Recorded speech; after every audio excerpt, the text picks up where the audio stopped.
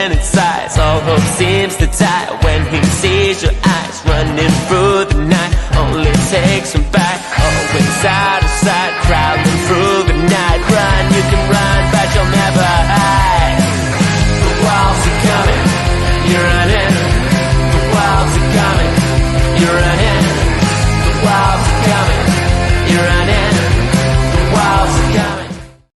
Good evening, everyone, and welcome to this week's Extra Time special. Actually, this week we've already got well over 100 tuning in right at the beginning, which is fantastic. We're going to have a really interesting show tonight, actually, because we're going to be obviously talking about, as we normally do, about the week's news. But there's been obviously some interesting developments this week on and off the pitch. Before I get into that, as always, I do want to say a big thank you to the wonderful people over at Creation Wolf. Powers Tonight shows they deliver the industry's latest and most advanced digital solutions, taking your brand and online presence and digital capabilities to the next level. You can find them on creationwolf.com because we do have to pay to be able to stream.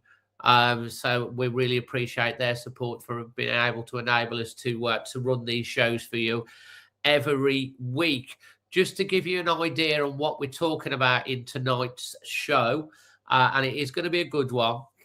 We are going to be, of course, looking back on the latest defeat at the weekend, Wolves 0, Bournemouth 2, anything we learned from the game. Looking a little bit more on the January transfer window because we've got less than 24 hours to go, but there has been developments today.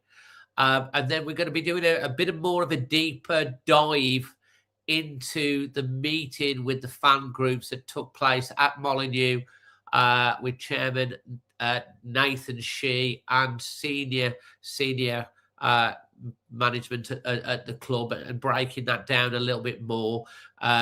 We will, of course, look ahead to Chelsea, and you guys will be able to ask us any questions at all.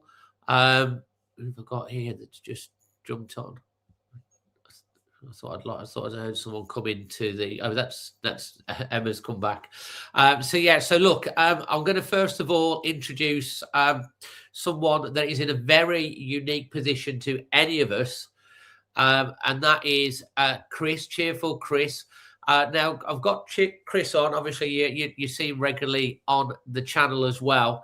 But just let me give you a little bit more of a background to Chris, because Chris does a lot of work behind the scenes. Became a member of the 1877 Trust. He's now a board member. He's on the Matchday Experience group at Molineux for the retail group. He's also the trust representative on the new fans advisory board for the women.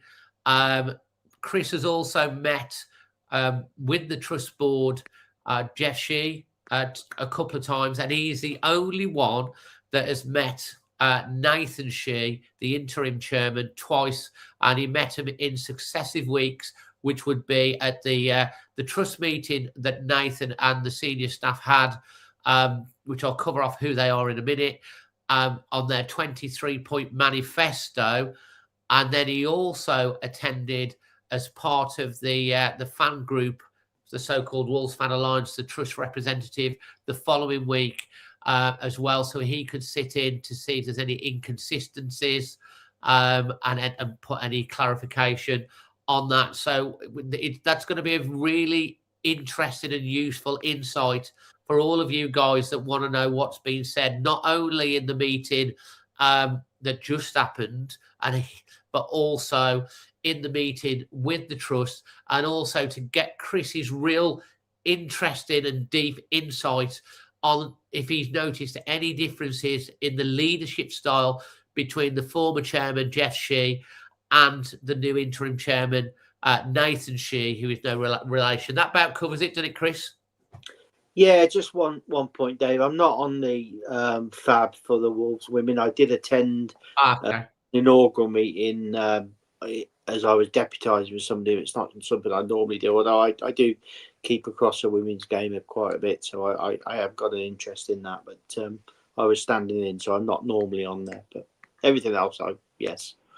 I have had 2 meetings with Nathan Shi. I haven't had any cake, as has been purported about on social media. Not one crumb of Victoria sponge at all. So unfortunately, but yeah.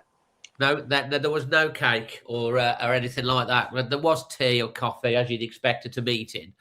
I also want to bring on tonight as well to get a perspective as well. And you guys will be able to give a perspective. We've got Emma. Now, Emma's obviously here. We always try and have one of the girls in Old Gold on each week. Emma heads up in the Girls in Old Gold. They've got a membership now of over 150 Wolves females. There's big plans coming down the line with that. They've been talking, obviously getting their thoughts on the meeting with the fan groups. They wasn't there, of course, but Emma will be able to give her thoughts on that from obviously their point of view and her point of view, and also obviously, as always, comment on all the other sections. Hi Emma, how are you doing? I'm good, thank you. Fantastic. And of course, Emma does a fantastic job as well, doing the producing here at Always Wolves and updating the website. And it is Emma's birthday tomorrow, and it is transfer deadline day. So what a joyous day we're going to have tomorrow. Am I going to get any birthday surprises? Well, I don't know. Well, let's hope we get some birthday surprises. That's what I mean. Yeah. I'm not meaning physical presents. I'm meaning transfers. Absolutely. And we've now already got nearly 300 of you guys watching. So if you're enjoying this, please smash a like. You will get a chance to do Q&A. We're going to really honestly break down. We're really going to honestly break down. And we are also being joined right now live from Mexico. It is Mexican Lord Premier. How you doing, Jason? I'm all right, Dave. How are you, son? Wait a minute. Are you on holiday? Well, I'm not, but Jonas is. Say hello. He just painted his new hat. Mate, the internet's there better than here. And you're in Mexico. That's about right. Better than my house. Oh, well, listen, Jason, I'm so glad that you can jump on, because we're going to be talking about the game, but we're going to be also going to be talking about the Nathan Shi meeting. So it'd be really good. Yeah. I know you had a representative there, but you come on regular, and people will be very interested to hear your takes on it. And we're going to break that down in a lot of detail. Yeah, I haven't got too long, Dave. I'll be completely honest. So sorry. Okay. We've got to be somewhere, but okay. So we'll just cover off and stay with us as long as you can. Yeah. And then we're just going to cover off the video contribution from the international fans, and then what I think we'll do, we'll skip past the game and we'll jump straight into the meeting, so that you can contribute to that. But I have got a couple of video contributions from Dinny and Dave on the game from yesterday, and I'm sure we'll talk about the match as well. But we do want to get your thoughts on all of this along with Emma, so we will get stuck into it. So let's hear it from Dinny on the game from yesterday. Take 6. Hello, Wolves fans. This is Dinny here in Cork, and hopefully this time Kate will behave herself so we can finally get it done. 2-0 to Bournemouth. It's like lather, rinse, repeat. I don't know, am I the -1 or are Wolves the -1s? But while that match, even though Wolves got off to a good start and there was a disallowed goal and all, there's just a feeling of inevitability. It's like being kind of on in Alcatraz on death row, and you're just waiting for the final day, the final long walk to the gallows or something. I don't know. Right here, this is now why we're on take 6. Hi, say hi. There was just a feeling of, let's just get it out of the way. Just let Bournemouth score a couple of goals so we can all, I don't know, kick the cat and go home, just go to bed grumpy. And it's the whole season. If we could euthanize the team now, not literally, but it's just over. It's just over. It's just how our Wolves going to mess it up today. And today's version of the same story was that Bournemouth had a couple of chances and they got them, and Wolves had a ton of chances and just couldn't take them. Oh my God, who am I thinking for man of the match? I'm after getting a bit of a. Rodrigo. Throughout the game, I was trying to think who am I liking here, and every time I thought someone was doing okay, like João Gomez or whatever, something silly would happen. And obviously Tolu was getting into some good areas, had some good shots, but then everything is gone high wide and not a bit handsome, hitting the keeper, everything else. So it's like, well, Tolu's getting into the positions, maybe he's man of the match, but then it's like, how do you give him man of the match? So it's very, very hard. But I'm going to give it to Rodrigo Gomez because I love that he was whipping those balls in early and they were decent balls. On another day, you get a few. Strand Larson, I'm convinced at this stage he's doing it on purpose. I am convinced that man. Oh, I'm not going to say it because this channel could be, Dave could be live if I say any more. That's it, man. As a match, I suppose it's another 4 out of 10. It's terrible. Man of the match, Rodrigo Gomez. On to the next one, Chelsea. Good luck. They're really doing well at the moment. Although last time I checked, they were losing to West Ham today. So that's it, look. Anyway, say bye, Katie, say bye. Bye. And here's Dave from New York Wolves. Don't know where Hey he Dave, is Dave, today. New York Wolves, coming to you from lovely sunny Las Vegas. I'm actually glad I'm not home. It was at about 6:30 this morning. It was -1 Fahrenheit back home in Connecticut. So much rather be here. Anyway, really disappointed about today's result. Bournemouth haven't been playing that well. I think they said they haven't won away since August. And given our improved performances, you really thought today was a great chance for us to get our second win of the season and move level with Derby's total, which obviously is our first mission for the rest of the season. And to lose 2-0 was just really disappointing. That said, I think we played really well. I mean, certainly the first half, I think we had so much energy. We were closing them down. We looked confident, which was always the start of a good performance is feeling confident in the team. But then we didn't really create much, which I think has been a theme all season. And obviously, Bournemouth, finished their goal nicely, which unfortunately is what we've not been able to do. And then, I felt like we were tiring towards the end, and I wasn't surprised that they got a second. Well done to Rob for changing it up and, changing formation, bringing Larson on with Arakadari and trying different things. It wasn't going to happen, unfortunately. I think Tolu and Larson should have done better with the chances they had.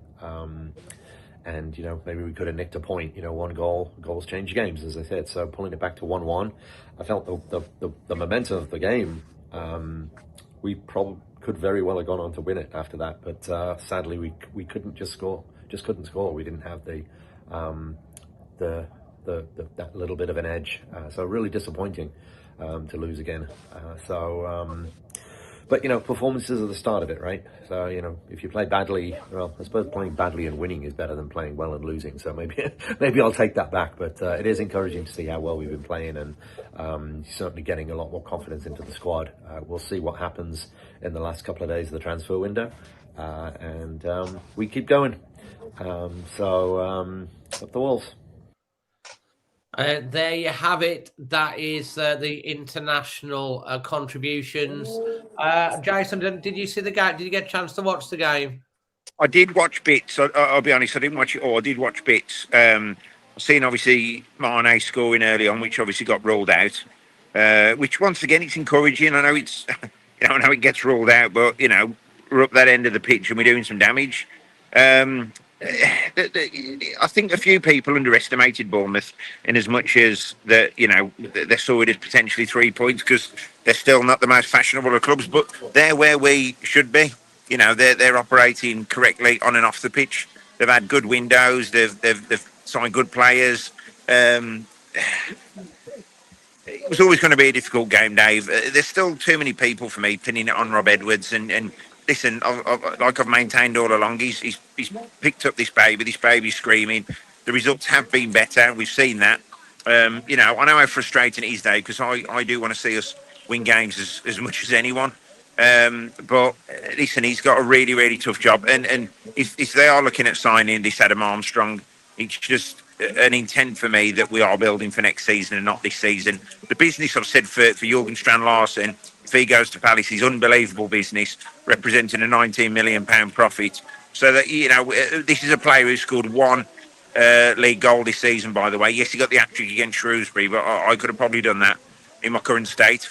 Then I have seen you miss a penalty though before. Remember? Thanks for that, Dave. Yeah, with Adam Armstrong as well. Of course, he's not a sexy signing. It's not, you know, he's not. We're not all excited about signing Adam Armstrong, are we? Potentially, because Mate, realistically, he's one of the top scorers in the Championship. He's got 11 well, goals. In this 24 is the games. thing. Realistically, Dave. Yeah, he's not Raul Jimenez. He's not flipping Cunha. He's not these players, is he? But what he is, he's a proven Championship striker. His strike rate's about 1 in 3, which is a good strike rate at any level, let alone the Championship. So if we can sign some players who know that league and get us straight out of it, that's the best we can hope for. We're in this mess because of, like I said, the gross negligence of Fosun. We all know that, but now we've just got to look forward and build and hopefully come straight back up at first attempt. Absolutely. And some people have been asking, did you get your Wolves Mexico shirt to take with you? And have you found the next Raul Jimenez? So, a couple of things. So, on that one, no, I didn't. Jonas has got his on at the minute, I think, actually. Jonas, you got your Wolves shirt on underneath? Oh, no, he hasn't. He's got a Wolves Mexico shirt. He's got one, but it doesn't fit me. I haven't got one now. The next Raul Jimenez. Oh, okay. Well, he's yeah. Listen, Dave, we've been good in the South American market, and we know that. But it's highly unlikely now that we're going to be looking that far afield for players. We're certainly not going to be getting into bidding wars for players anymore. I think it's just a case now getting players who are comfortable in the Championship. We're obviously going to be spending less than we have done, but I just hope they invest this Strand Larsen money well, and we use it as a war chest to get us straight back into the Premier League. Because let's be realistic and honest, we're not stopping up. You know, the hope's still killing us because it's still mathematically possible, but we've got to be realistic. It ain't happening. Absolutely. Emma, and then I'm going to come to Chris, and then we're going to go into the Nathan Shi meeting. Any thoughts on the game yesterday from you? And what if, as it seems that He's going. as it seems that Jurgen's going to go for 43.5 million. What's your view on that? The game, we've seen it week in, week out, haven't we? We can't finish. We just can't. But I also feel like we just don't really have any luck. I mean, we should have put some goals away yesterday, and that's why we are where we are. Is we can't put it in the net. You can see signs of improvement from the start of the season, and that's all you can really ask for. But Rob Edwards is working with what he's got, so what can you say? It was no real surprise, but you still go to every game with just that hope that this is going to be the one where things turn. On Strand Larsen, I think he'll probably go to Palace and he'll probably storm it, but he was never going to do that at Wolves. I think his head's not in the right place after the Newcastle thing. And once you get in a bit of a rut, you do need that change to go and move on and move forward. So I think he'll probably get that at Palace, and he'll probably fly. And Absolutely. then all Wolves fans will be like, "Why did we sell him?" But you just got to remember, he's not scoring for us. He's not even looking like scoring. Well, he missed an opportunity yesterday, didn't he? Opportunity, but I mean, what's he got? 1 goal in the league all season. Yeah, at the moment, yeah. We're number 9. It's not good enough, is it? No, Jason seems to be having a slight internet issue there. Hopefully he'll get that back on his name. Chris, your thoughts on the game yesterday and the imminent sale of Jurgen for 43 plus 5 million add-ons to Crystal Palace? If we deal with Strand Larsen first, I'm ready to drive him down to Crystal Palace. I've not enjoyed watching him this season. I think if we can get that sort of money for him, again, we've got to say well done to the club for maximising the sale potential of a player who hasn't looked interested, who hasn't scored a goal, who hasn't contributed barely anything to the first team squad this season.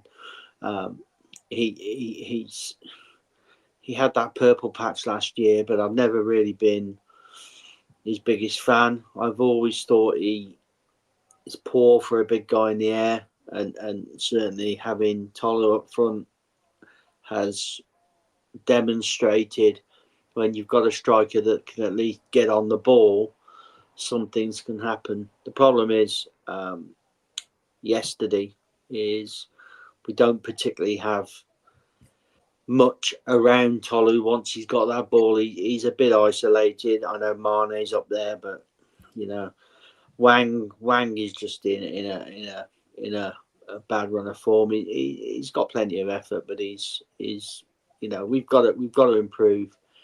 We've got to improve these positions, and we've got to start looking at building a formidable forward line that will get us back into the Premier League, because in all reality, we are going into the Championship. It's been coming for a long while.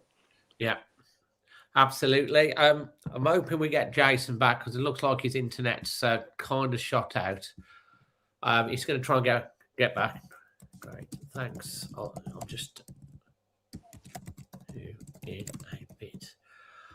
Yeah, so obviously I don't want to concentrate too much on the game yesterday, other than, I mean, I know a lot of people sort of like are upset and angry and are down about it, and it's the worst performance in the world. I personally thought the first sort of 30 minutes was some of the best football I've seen us play for quite a while. We were passing it forward, we were zipping it about. Emma, you got your hand up? I've just seen something in the comments, and I just want to say something about it. Go on. The money from the sale of Jürgen Strand-Larsen is not going straight back to China. Don't be fooled. The accounts are publicly available. You can go onto Company's House. You can see Wolves' accounts. So please don't quote incorrect things. The money will go into Wolves' bank account. Wolves will then decide what they do with it. The folks that have not taken a dividend from the company all the time they've owned Wolves. They've not taken any money out at all. So there you go.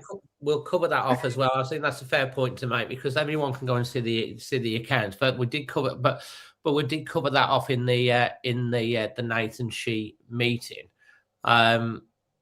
We totally covered it off in the Nathan Shi meeting. Now I just want to give a bit of a background, because I do want to get on to this meeting. And I do get a little bit sick and tired of people having a pop at us because we are balanced on this channel, and we try and give everybody, no matter what their views are, an opportunity to contribute. Anyone can come onto the channel and say what they want, and in the right way. And I'm just going to point out that this channel, because people are having a pop here, this channel has stood and covered probably more than most, every little step of what's happened with the protests. I'll cover that off in a bit, but I want to cover off where we're at and this Nathan Shi meeting and who was there. So the background to this is Chris is on here from the Trust. The Trust is a FSA Tier 3 registered organisation that any fan can join for a £5 for a year. There's a WhatsApp group that's with conversations that go on virtually every single day. There's emails that can be sent in, and there's polls that are done. And they've got, you know, how many individual members have you got, Chris? Well, it's kind of that's kind of become a little bit merged now, Dave, because we have the affiliate members and we have the fan groups and all that sort of stuff that have affiliated to the Trust. So we probably reach about 7,000 to 8,000 people over all of our information routes. Yeah, so that's quite a lot of people. And it, you know, if you have something that you want to say as an individual person, you can, like what Chris has done. Chris joined the trust, and he's put his neck up forward and applied to be on the board, and he's a board member. Anybody can do that. Anybody can do that. So what sometimes niggles me a little bit when people moan about, oh, and then what have you done and what have you done? Well, what have you done? What have you done to go and make a difference? Have you got on the trust? Have you got on to one of the, have applied to be on one of the fan groups that you can do? Again, Chris, Emma, I think, has done that as well. Everyone can make a difference. Now, the background to this, the OGP, the Old Gold Pack, has got together, obviously, and led the protests.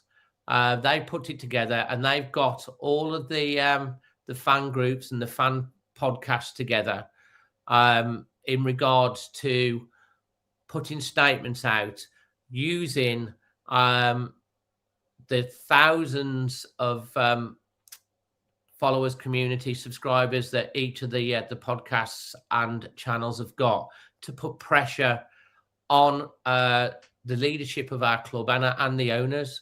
And we felt that was incredibly important to support because of the situation that we were in. We're all fed up and angry and upset of going down. My dad's been going down there to Wolves since he was at Honford, and he's been, I've seen how upset he's been. We're all fed up of going and watching the Wolves lose, and we've all been like fed up of watching us go backwards year after year after year after year, and having a leader who basically, from all of our contacts, was very autocratic, putting it mildly, and lots of good staff that have left the club because of not listening and all that sort of stuff. So the OGP got us all together. And so for some of you guys that do not know, there is a WhatsApp group with all of these people on it. There's a WhatsApp group with the Old Gold Pack, Kieran, Ryan from the Wolves Report, Harry from the 77 Club, Dave from Talking Wolves, me from Always Wolves, Little Dan at Fancast, Jason from the Wolf Whistle, Andy Sahata, Punjabi Wolves, Matthew from the Wall Pack, the Trust are on there, and also who else have I missed? Sutty's on there. Yeah, because Sutty was able to go because Jason was in Mexico, so he was able to come, which I think was a really good thing that he was able to go to that meeting. And as I say, Chris is in there as well. But for the last 6 months, just so that you know, us guys have been talking every single day about what to do for the benefit of everybody, for the benefit of all of you guys. And there are different viewpoints in there, as there is with every individual. Some people are a little bit more militant and some people are a little bit not. And what we have been able to do as a collective is to agree strategies and way forward. And so the protest that came, just so that you guys actually know, so I'm going to actually tell you the facts, because I do get really annoyed of us having, some of you having a pop saying that we're a Fosun channel or whatever. We try to report the news and give everyone a say. And if we were totally pro Fosun and what they're doing, we wouldn't have the likes of Sutty and people like that come on the channel to be able to express their views, would they? Because we wouldn't. We'd just say no. We want anyone that wants to have a view to come on. And it's important that, like I say, we have balance, and people can come and have their say, and it's important to do that. And we try to have a balanced view, but we fully backed and supported the initiatives that was led by the Old Gold Pack. If you look, Always Wolves is on every single statement that has gone out. I personally, along with Emma, went down to the Waterloo Road and covered and stood there for an hour outside of the Billy Wright. We covered and videoed it. We put that video out. We put a video out on social media that was shared by people with 500,000 followers and stuff like that. We put that out. I personally didn't go into Molineux until 14 minutes fast because that was what was asked. Stood in the foyer and then went into the ground. My dad went in because he's like 89, and Emma went in to look after him and stuff like that. So we did all of that, and then we reported that it was happening. We reported after it. So like, why some people seem to want to have a pop at us when we try to cover it and support it, and then we've worked with everyone, and we've asked so many times on this channel for a meeting with all of the content creators, and we've pushed and pushed for that for such a long time because, Chris, I'm right, the club are only really mandated to meet with the fans advisory board and the trust, really, aren't they? Well, look, any club should meet its fans. It's the Premier League engagement standard talks about fan advisory boards, and each club must set one up, and the club has set one up. And there are a number of people who attend that thing, fan advisory board. Some of them have been selected by some of the groups that the club has put together. The trust has a position on there. The trust chairman goes. That is the only mandated position on the FAB that has to be there. The rest of them are obviously volunteers as well as everybody from the trust from. But that is the mandated communication that the Premier League has sort of mandated onto clubs. So if a club does nothing other than run a FAB and talk to some fans every now and again, that's it as far as the Premier League does. So, but I'd like to say that I believe Wolves go further than that anyway. It does, I think, engage with some fans, although for my part, probably not to the level and not with the accessibility enough for fans to speak to. It's kind of difficult for fans other than trust members to know who to speak to and how to get their point across to the club. And that's something I think that, well, as you know, we raised in one of those meetings with the club that it needs to do better on. Yeah, well, there you go. So hopefully that helps clear that up. And what a lot of the fans have been moaning about is what's been happening, the selling of the players, all of the downward spiral. We're all angry. I'm angry. We're all angry about the situation that we're in. Our great club, 150th anniversary, and we're going to be in the Championship. And it's an absolute travesty that it's come to this. And so, you know, just because we try and be balanced on everything, behind the scenes, we've been working really hard with our friends and colleagues from all of the other fan channels. And what I think is an absolute disappointment is that when we've tried to do this for the benefit of everyone on social media, all the different channels have like been having a pop, like we're some sort of like we've got some sort of privilege. We're not doing this to get shot at by our own fans. I think it's really bad when fans turn on other fans. We're trying to, and I'll cover off all the points. We want to make more communication to the fans, and we were lucky enough after a lot of pressure to get an opportunity to sit down with the senior leaders of this club, and so did the trust the week before, to ask what was some very difficult and hard questions. And I'm going to be very, very clear with you. There was nothing from the club that said stop the protests at all. You know, we as fan groups and stuff like that wanted to support Rob Edwards and the players whilst we waited for communication. There was no question that was told that couldn't be asked and couldn't be discussed at this meeting. There was nothing that was off the table. As Chris said, there was no cakes or tea parties or anything like this. These are people that report and do their own individual podcasts, and we're all friends. We all have different opinions, and as individuals, that, you know, as fans, we're all entitled to our own opinions as well. But we've got together to try and do something positive for you guys. And that's what the Trust tried to do. And that's what we're trying to do. And for some reason, people want to have a pop because we went to a meeting and say, oh, you didn't. Well, we were there, so we know what was said. And I can tell you, every single person in that room was incredibly strong.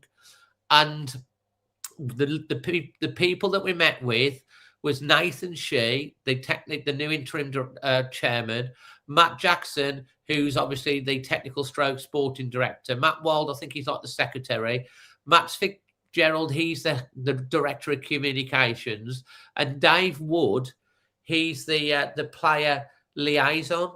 And I want us to go. Is it the fan liaison? Isn't it fan liaison? Yeah. And I want to go through on this video to be transparent with you guys of what was discussed, and you guys can ask me and Chris questions. Emma's going to give her thoughts, and we will try the best to be as honest as possible about what we talked about in that meeting, because we're doing it, trying to do this for the benefit of every single fan. So when fans turn on you for trying to do something positive, when some people are just moaning about everything, it's a bit disheartening, because we are trying. Chris, you were in 2 meetings. Before we get into the nuts and bolts, as I say, you met Jeff a few times because on the board, and you've met Nathan twice at the Trust meeting the week before last, and at the Fans Alliance so-called meeting the week before. Can I just ask you if you've noticed a difference between the two leadership styles from what you've, I mean, it's still early days, but what you've found out so far from actually, I haven't really had a chance to have a proper sit down ever. We've talked to get to know Jeff properly, other than what we see and hear. You've actually been in meetings with both. Yeah, so I met Jeff for the first time, I think, in August this season, just before the end of the transfer window. He came across as very confident and knew his subject matter expert. I probably now on reflection realised that was probably very scripted. He was, I wouldn't say he rehearsed it, but he got a line that he was taking, and that's all he did. The thing that I've reflected on from meeting Jeff a lot more was not so much him, but also the people around him. So all those people you mentioned, Matt Wild, Matt Jackson, Max. When I was in the meetings with Jeff, they wouldn't really speak open and freely unless Jeff had spoken, and they were more asked to endorse what he'd said. Now, I've been in 2 meetings with Nathan Shi and those characters, and their behaviour, their projection, the way that they answered questions was a lot more open. It seemed to me that they were free to speak and not, being, pressured to work a certain way. They seem to be able to. It's very clear that the atmosphere in the club and the way it was run under the previous chairman was not very inclusive. They were told to, they were told what was happening, and that was it, and they weren't allowed, or they weren't to demonstrate that they thought anything different. The meeting with Nathan, from a business perspective, he was much more what I would expect to see from a businessman who's running a large organisation. He talked about group mentality, group learning, that sort of stuff. So it's clear that he is involving the people around him, including all the people that run different elements of the club. I know that you'd had a interaction with somebody that worked at the club that had actually seen Nathan already since he'd started, and commented that they hadn't seen Jeff in the 2 years that they'd worked there. It's clear that this guy is more open, wanting to look at all the areas of the club and understand it, and allow people to express themselves and try and do their best for Wolves, which is clear that that's a major difference. He was much more, I think, open, honest, and transparent. Yeah, so I think that's a very, very good insight from Chris, because, as I say, Chris has had the opportunity to meet with Jeff and see how his leadership style, and and he's had the chance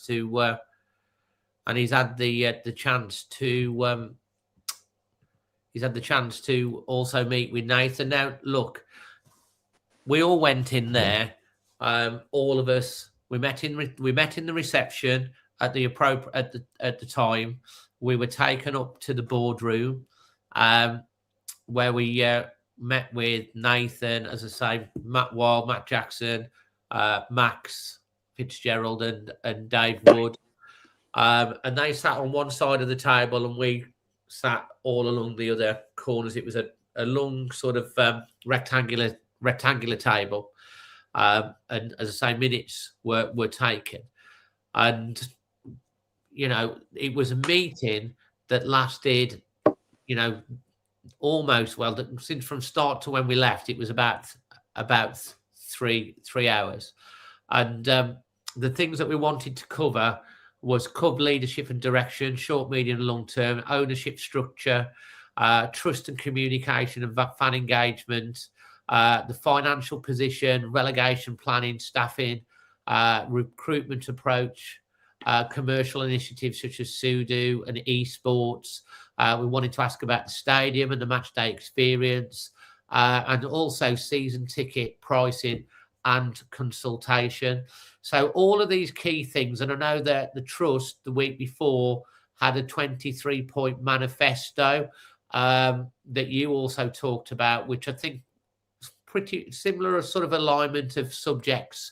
So look, the first thing that we wanted to put across, and everyone on that that came from all of the fan channels came, that we wanted to make it known in no uncertain terms that the supporters, the fan base, is incredibly annoyed and frustrated, and the core issues is broken trust. People don't believe what they say anymore because of things that have happened over the last 4 years. The lack of a clear plan, the stadium decline, and perceived poor governance. And, we were also wanted to make sure that throughout the meeting, those themes were constantly put across by every single person that was in that meeting. And obviously, there's things that can get said, and everyone just thinks, oh, it's a PR spin. They're kicking the can down the road. They're just fobbing you off. We made those points very strongly in the meeting, that if there is no action or clear plan, that people will make up their own minds. Is that fair to say, Chris, that everybody across in that group was strongly making those points?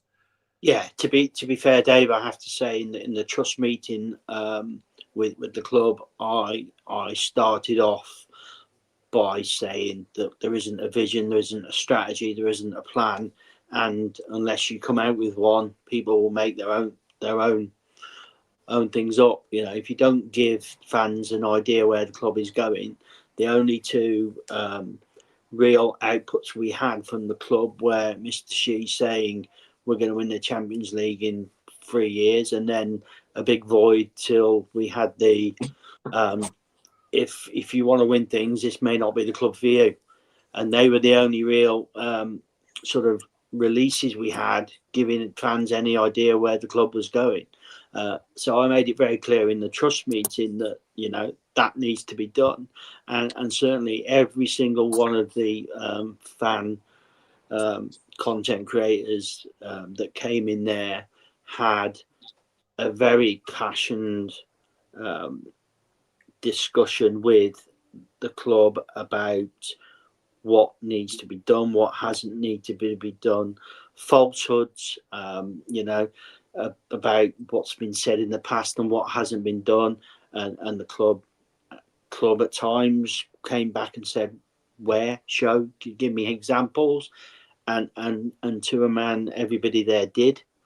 They basically, you know, gave them all the ammunition that was needed to prove that what they were saying wasn't just them being, you know, antagonistic and an anti-club. They were saying, no, this is what was said then, and this is what's happened. Sutty, who was there, he did I think it was 12 minutes. Speech, yeah, it was about a 12-minute passion speech about the club, where it's going, what's happened, and all that sort of stuff.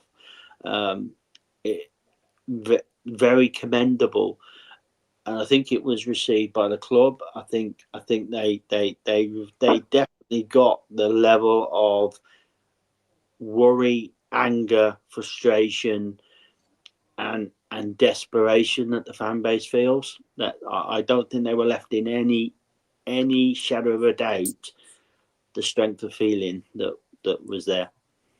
And for those of you that are listening back on the podcast, we've just been joined by Hoops. Hi, Hoops. You're right. Yeah, I'm good, thanks. It wasn't a green memo, but I've just realised I'm alongside Chris here in similar attire for those not watching. But evening, Emma, Chris, and everyone listening. Hello, mate. Yeah, we've got you and also Emma on, so that it, like, when we talk about different things on the net, because obviously you've been able to take things in, and if you both of you want to ask questions, and of course the chat when we get onto each point on your feelings. We've just been starting to get onto the Nathan Shi. Chris has said that he seems to have a different type of leadership to Jeff. He opened up the meeting by telling us a little bit about him.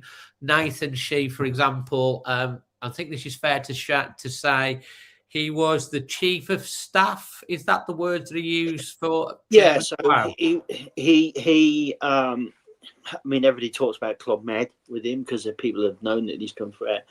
But he previously had worked at the chief of staff for Chairman Grau. So in businesses, most MDs, most guys that run big companies have a chief of staff. They're the guys that really do everything, coordinate everybody are across all elements of the business and know what's going on, and are a great foil for the main man main person who maybe can't see to everything. So that's what they do. So he's got a very good understanding of Fosun, its structure, and all of its independent areas, business areas. He also went on to talk a little bit about his background. I think he was educated in America, and yeah, he knows the business of Fosun very well. He also made a very strong point that he obviously has a direct line of communication to Chairman Grau. So that was an interesting thing to hear from that, because of his background, and he comes across. He was very, very calm in the meeting. He even cracked a few jokes at times, for which we'll get on to, and all of the other leadership team were chipped in when it came to it. I'm going to start off with the first subject, and after I've covered this off, Hoops, you can give your thoughts, and you guys can also ask some Q&A. The first subject, what we talked about, which I know was really important to the fans, was leadership, ownership, and reporting lines. So what was asked was who Nathan Shi reports to, and whether Jeff, the previous chairman, still pulls the strings, and what interim means and how much authority that he kind of has. He did make a joke. He says, I wish my surname wasn't Shei, because people think I'm his son or his brother. But he said that with which was quite jovial, because people initially thought, oh, it's just his brother or his son or someone that's come in. Shei, I think, is very similar name to Jones and Smith. It's a very common name. He basically said, and he said, when I first started, I asked the question, who do I report to, from Chairman Guo? And he said he reports directly to the Fosun chairman, not Jeff. It was confirmed on the at the meeting that Jeff is not at all on Wolves' payroll in any way, shape, or form. Matt Wild even said he spent 8 to 9 years working at Wolves, and obviously spoke to Jeff regularly. He said he's not had a work conversation with him since he's left, as well. He did say that, didn't he, Matt? Yeah, he. I think that was in the context. I mean, just going back to Jeff, he basically said that he'd gone back into the wider Fosun group. He didn't. He's not involved in Wolves.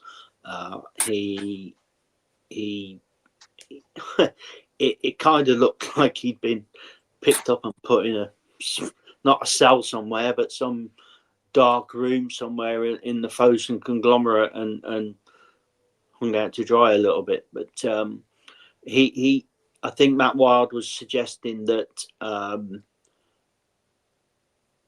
Jeff is not involved in any way with anything to do with Wolves anymore, and has not had any dealings since he left. So. Which I think, Emma, is an important point, because obviously when Jeff goes, which is as a result, of the pressure and the protests have had, and then the WM interview, lots of people wanted Jeff to, the most fan base wanted a change, and they bought the chairman. But then obviously people think, because he's still part of Fosun somewhere, he's still pulling the strings at Wolves. So it's, what's your Hoops and Emma? What are your takes on that? Do you want to go first? Do you want me to go?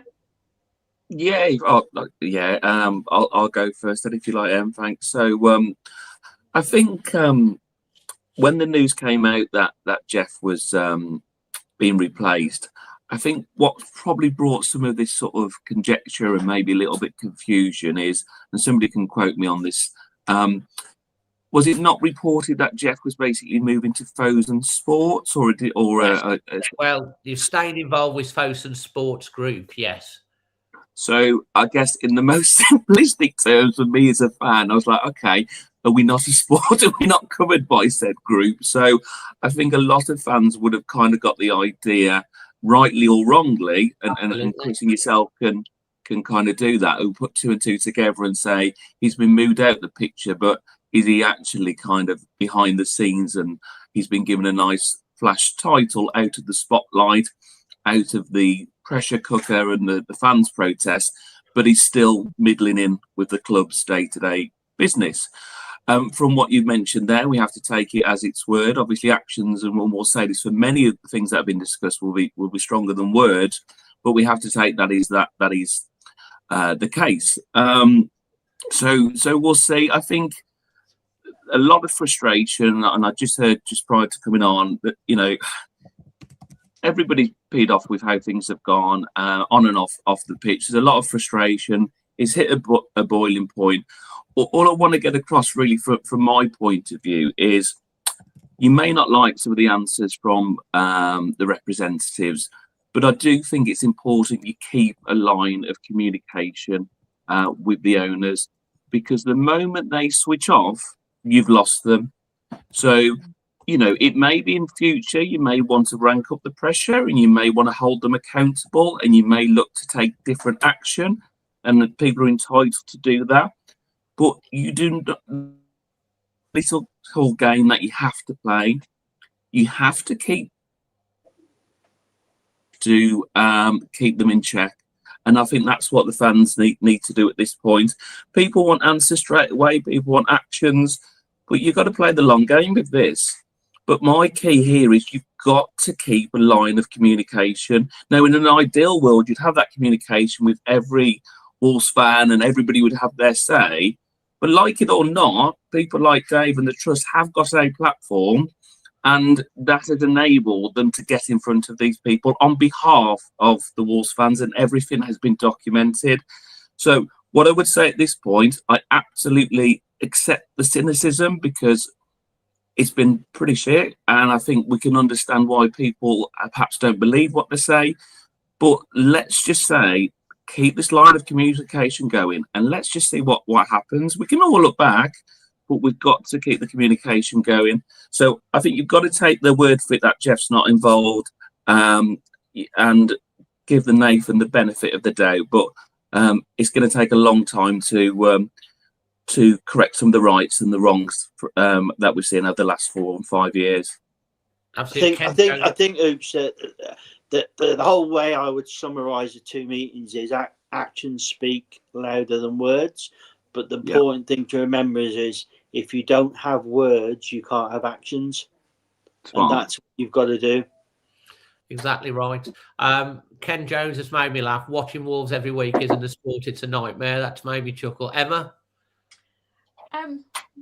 I am not surprised in any way that Jeff Shei has nothing to do with Wolves anymore. He was a total failure.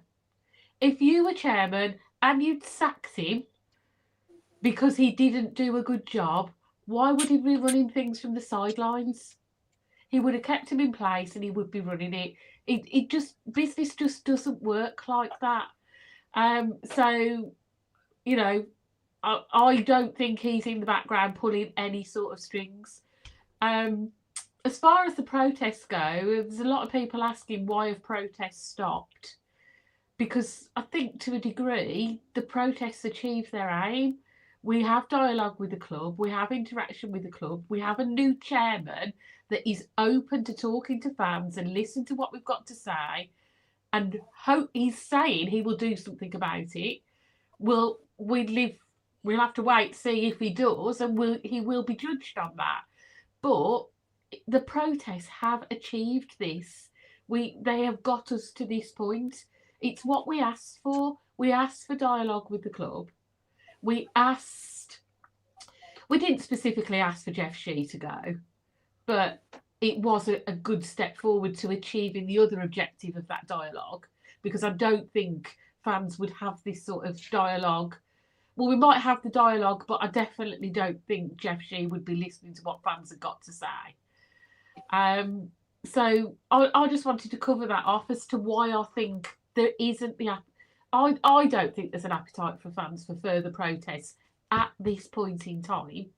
I'm not saying that there won't be in the future if there's no action, but at this point in time, fans, they don't want to be protesting. They want to give Rob Edwards, the team, a chance, the backing, and see what this new chairman can do. If he doesn't deliver, then I am 100% certain that protests will return.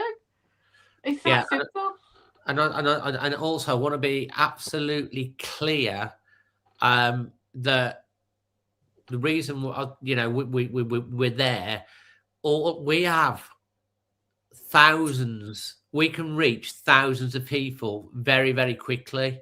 Our channel can, and podcast. We've, combined with everything, we've got over 100,000 followers, combined with everything, nearly 40,000 on YouTube.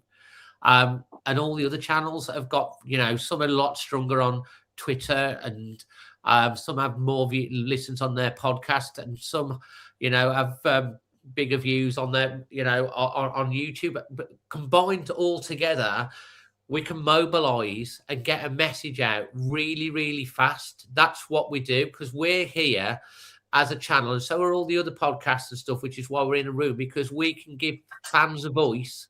Anyone that wants to come on this channel can and have an opinion, and we've proved over the last 3 or 4 years that anybody can come on and say what they want in the right way and have a voice, whether you one way or the other. It's important to have that debate, and that's what we try and facilitate on a Sunday night. And together as a block, we can reach a lot of people, and that's important. And I have said many, many times, I do not represent anybody.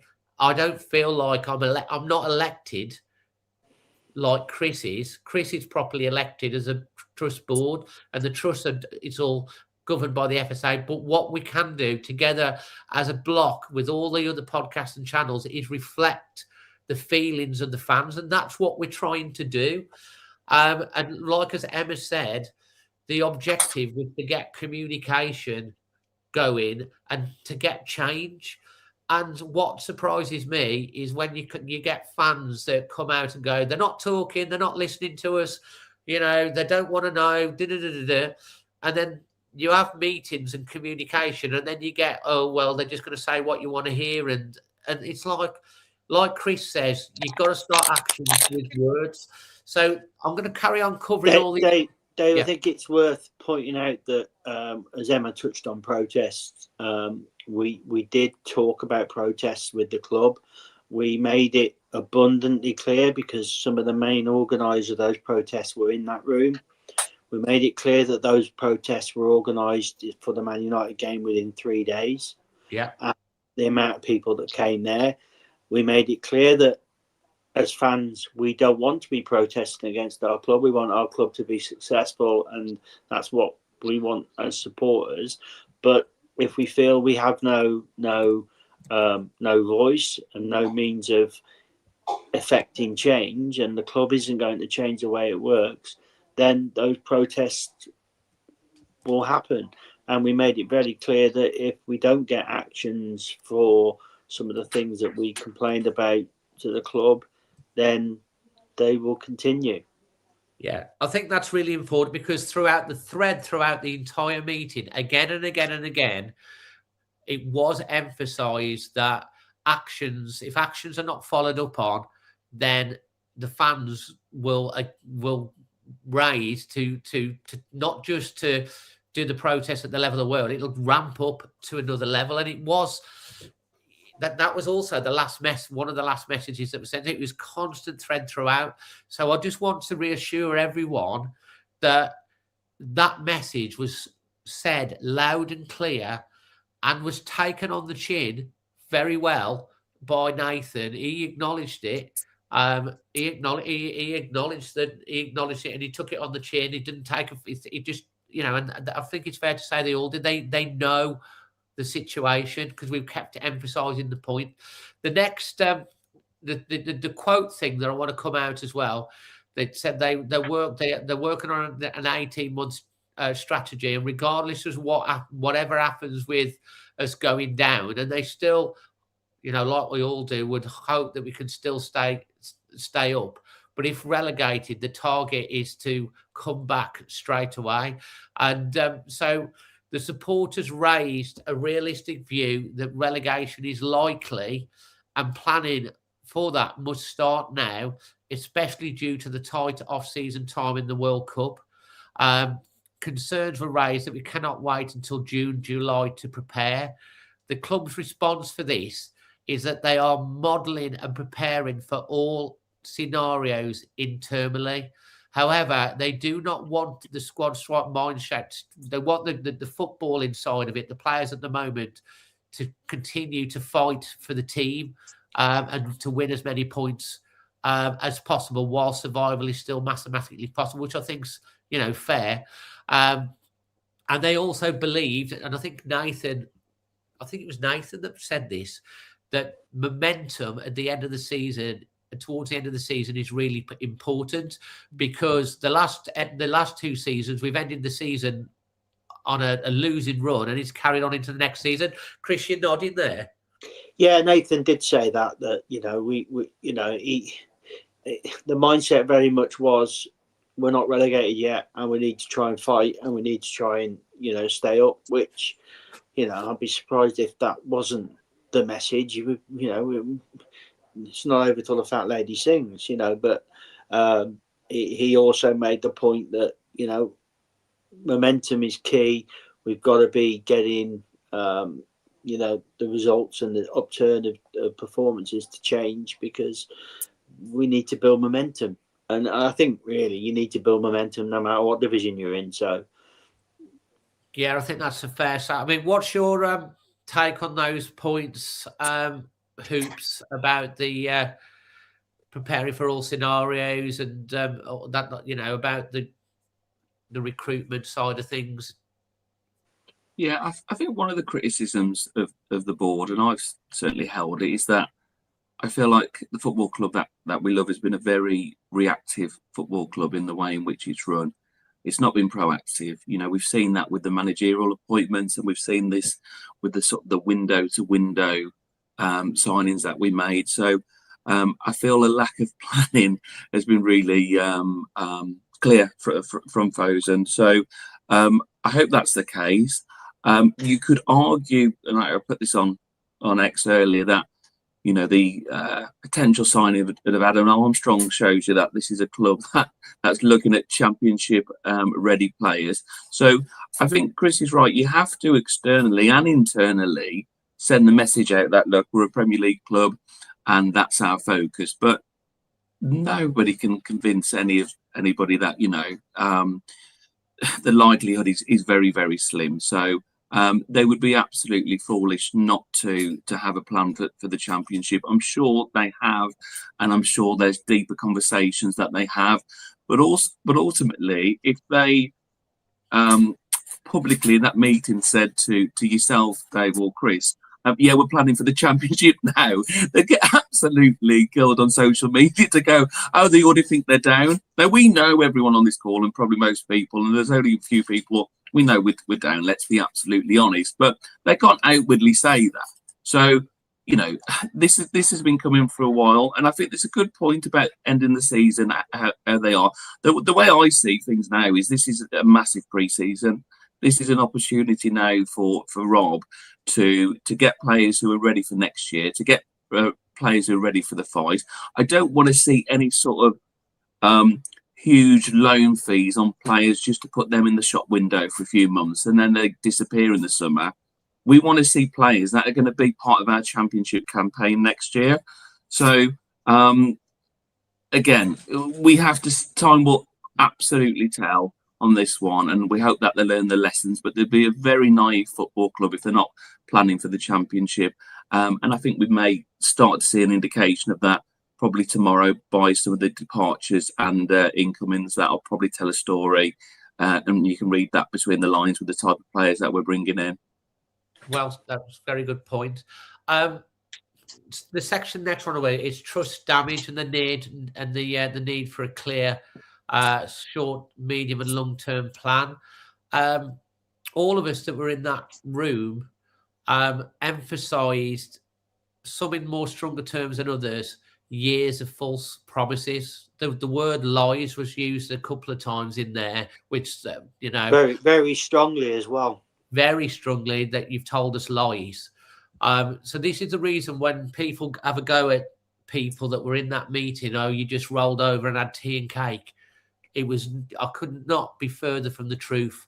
It was so strong, and some of the points were so firmly put down, and some strong words were used to put those points out. And to be fair, Dave, when fans said you've lied, the club pushed back and said, well, how have we? And they were given plenty of examples of how, and whether they were a lie or a perceived lie, that the answers were given, and they had to accept what they were told. Exactly. So this is why, like, when some fans seem to be having a pop at everyone that was there, and saying it was a tea party and that people had their bellies tickled. It's very disappointing because these people and everyone in that room are trying to do the best for everybody, whatever your view is on things. We love our club. It's the reason we run we started podcasts and new channels and stuff like this, because we're passionate like you guys are, and we want a successful club. We want a successful team. We're embarrassed in the situation that we're in. We're frustrated. We're angry. And there's a lot of fans that are out there that have gone past that. And, it's apathy because they've stopped caring because they're so fed up. It was also, we emphasised there needs to be an owner-led vision that fans can repeat confidently so they know what they want. So, the response to that was that there is something that's being worked on, a strategy framework, reference 1+2+7 style planning, interpreted as stage planning across short, medium and longer term. The club also acknowledged the need to share more, but at this point, they obviously haven't provided a full short, medium term and long term plan. But there is a commitment to more openness and structured decision making. They have weekly senior meetings, internal town halls. And, when the trust went the week before, and I think pretty much said we want a plan, and they said they're working on it, I saw the backlash saying they're just fobbing you off. They're kicking it down the thing to buy time. And we made the point again in that meeting that that's the perception. If you don't come out with a clear plan, people just think you're fobbing us off, and you're just trying to just buy time. And how did Nathan sort of cover that off, didn't he? The fact that he'd only been here 6 weeks, and he doesn't want to. They do want to put in a plan. Is it by the end of the season, once they know the fate properly? Well, if you remember, Dave, I did take him to task a little bit on this subject because when we had the trust meeting, they said that this would happen by the end of the season. And I think that's what we put in the trust minutes. And then I was told in the meeting with the fan groups that they didn't say that, and the trust I think they used the word misrepresented, which I got a little bit upset about. I know what I was told the week before, and we did exactly put what was put in there, which was a little bit unfortunate. What they were saying to us in the fan groups was that he will be trying to implement what he called a 7-year plan, which is 1, 2, and 5 years. So where we'll be in 1 year, where we'll be in 2 years, where we'll be in 5 years. Look, if it's kind of difficult not knowing what league we're going to be in to come up with a plan. I know we all think we know where we're going to be. What he did commit to, which was probably bounded in terms of his own role and length of time in post, was that he's got 2 years in this role as it stands at the moment, and at the start of the season after next, Wolves need to be a Premier League team, and both of those things are linked. His position at the club and Wolves being back in the Premier League. So although they haven't come out with a clear plan as yet, that was very much where the club needs to be. And you've got to remember, a clear plan for Wolves Football Club needs to be the stadium, ticketing, commercial growth, all of that stuff. It's not something you can just say, we want to do this. There's an aim on the footballing side where we want to be, but for the whole football club and where it needs to be, that's probably quite a big piece of work. So I don't have a problem with them not having that ready for next week, because it's just not realistic to expect it. But it's got to be done, and we've got to see it, and it's got to be communicated to fans, and fans need to understand it. And that is where a lot of these issues are stemming from with the club. Yeah, there's a question here about 2 years is not interim. Does that mean he's chairman? He covered that off, actually, by saying he wants to earn the position properly. and learn that, make sure he reflects the role, his respect for the role, and his lack of prior football industry chair experience. So he's, in other words, he's not. I think he basically wants to. He marries up with what Chrissy says. He's got to prove himself. He's very highly motivated to be a success, to be a proper chairman and stuff like that. He was asked about if they would bring other people into senior roles within the club to support what he's doing, and he said all of that is being looked at as well. If we can improve the leadership and the bring in talent that are going to help him do the best job for Wolves, then they will do that. Is that fair to say, Chris? Yeah, he did say that. I mean, it was that was quite a pointed question about. I think the way it was worded was more about as he got the confidence in the people around him to run the football club. I think that's how it was put across, which was a little bit difficult for a guy to answer when all those people are sat in a room with him. I think genuinely he's got to give those people the opportunity to prove themselves. I do get the feeling that they maybe haven't had that opportunity thus far, and certainly when we looked at we'll come on to recruitment and Matt Jackson maybe in a bit, but certainly some of the things that Matt Jackson said about player transfers in the summer, it basically came across that the whole recruitment team were just ignored by the previous leadership team, previous chairman, and the previous manager and chairman just did their thing. Absolutely. Emma, anything you want to come in on that point before I move on to the next bit? Not really. I think it makes sense that he's an interim chair. I think his explanation seems to sit quite well. I mean, we've talked about actions and the words, but he'll be judged by the actual actions. I do wonder that even if they have got the best intentions, do they have the knowledge and skills within the club to bring us straight back up to the Premier League? Yeah, so I do think that's relevant as to who's sat around him and who's advising him. Well, the next section I want to cover of is finances. Supporters, all of us in that room. The next bit, and by the way, I just want to say that Ryan from the Wolves Report, we elected him to be our main chairperson. I mean, Kieran, because Kieran from the OGP had a lot of interviews to do that week. So Ryan stepped forward and he sort of led the meeting on behalf of all of us. And then we all spoke, backed up by Kieran from the OGP. We were asking about the financial position of Wolves if relegated, parachute payments, existing transfer obligations, PSR, and squad wage reduction clauses. And we also asked whether any staff will lose their job due to relegation, and what about contractors and match day workers. The response to that was relegation scenario is modelled, and the club expects to be very competitive in the championship market.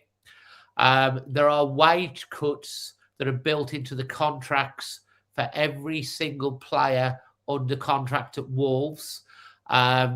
Promotion-related reversals, bonuses are also implied. So everybody, if and when we do go down, everyone from the 1st of July that's a Wolves player will receive a pay cut. Each one is different. They're not all the same, obviously negotiated by different agents and contracts, but everyone will have a pay cut when they go down. So that's good planning on my point, because it means that you're not left with a Premier League wage bill when you're in the Championship. It can cause problems. We've seen many occasions where players have got a 3-year contract and they're being paid £200,000 or £100,000, £150,000 a week, and sit there taking up their money.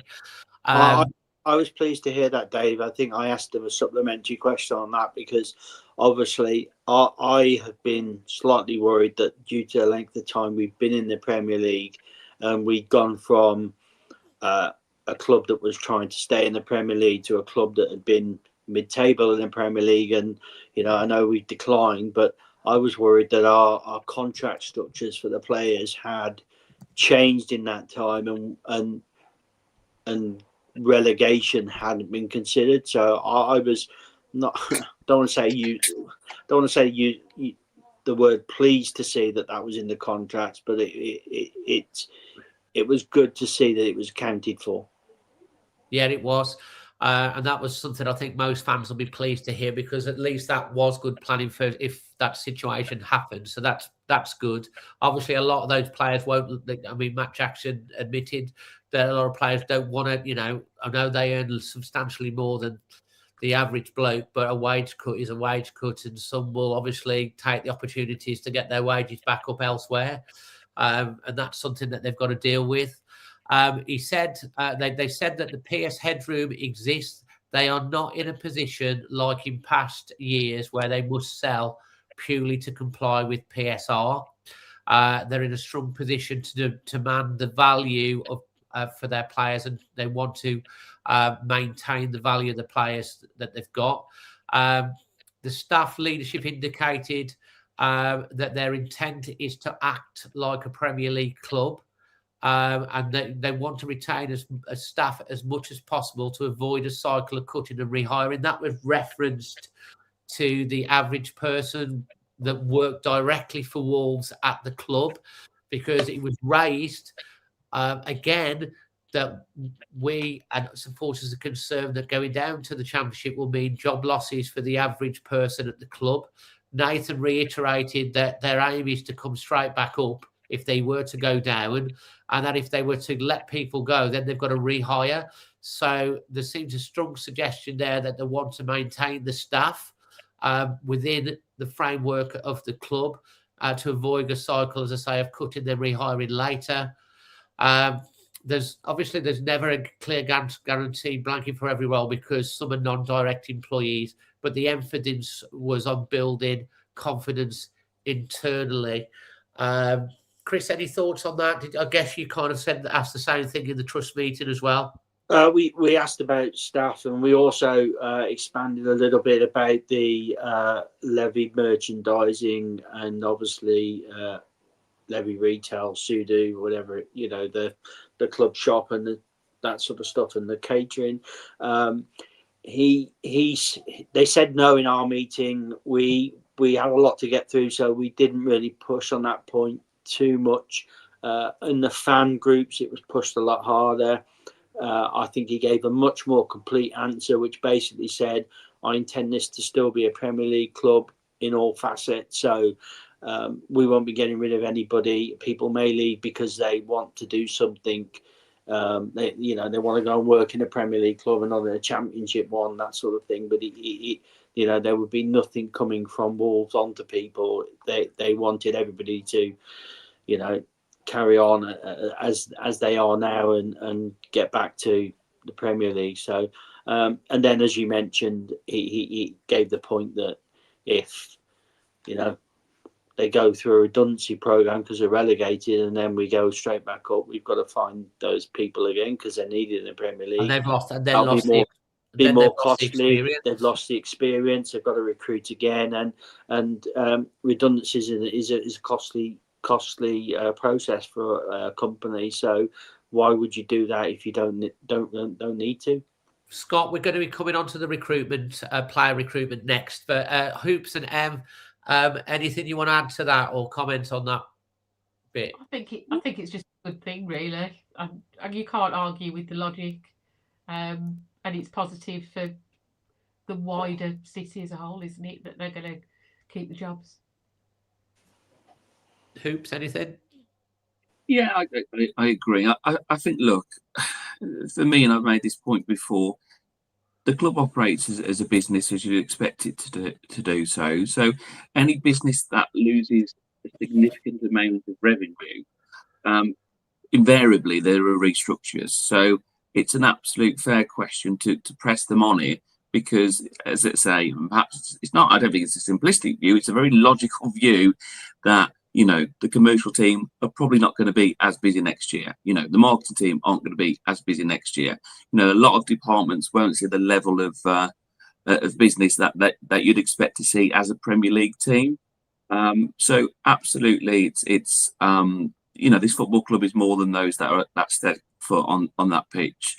And I know so many people involved at the club. So for all those people that connected that through no fault of theirs will be working for a championship club next year, then I hope that is followed through, because there's some great people at the club doing great things. We've lost a lot of good people. So yeah, that was quite reassuring. There's a few questions on recruitment. We're coming up onto this now, the next section. So hold fire, guys. Here we go. Recruitment. What went wrong and what changes? We were all in that room. We asked, did the prior sporting technical coach structure allow too much coach influence? How much influence did Jeff have on transfers? How will recruitment work going forward, especially if relegated? The intended model is an alignment of coach style plus recruitment analysis and affordability constraints. So that's the recruitment team working across departments with the footballing staff and, of course, with Rob on that recruitment. The previous summer, this is a great point from Matt Jackson. The previous summer window was described as having misalignment and broken decision process. They then emphasised the current alignment between the coaching staff and the recruitment is much better now. And Matt Jackson said, in the championship, we need a blend of championship-proof mentality available plus Premier League quality retained to avoid the promoted but not being able to stay up problem. On that point, Matt Jackson said that basically the recruitment team was put to one side. They had a lot of players that they'd researched, analysed, put forward to bring into the football club, and the current coach at the time rejected all of those players and brought in what he wanted in his own, and that some of those players then ended up at Sunderland. You probably could name a few of them, Chris, that he mentioned. I mean, most of the ones that seem to be doing really well at Sunderland, unfortunately. He was very candid. He didn't have to give us that much detail, but he basically, I think I alluded to it earlier, everybody that they'd identified, it was left to Victor Pereira, Domenico Tetti, and Jeff Shei, and none of those recommendations were taken up, and other players that seemed to appear out of nowhere were recruited. We also, if you remember, had a little discussion about, the value of players for sale, for building a war chest to rebuild the team, for promotion again, if that's what we needed to do. And I think Keith suggested that there was circa £200 million worth of players in the club, and Matt Jackson asked him to name them, and he made the point of pointing out that every single one of those players that had been a failure. Going to go. Well, no, I think the first point you made, that every one of those that we were going to sell for a good value were all recruitment-led player purchases. So he was very keen to point out that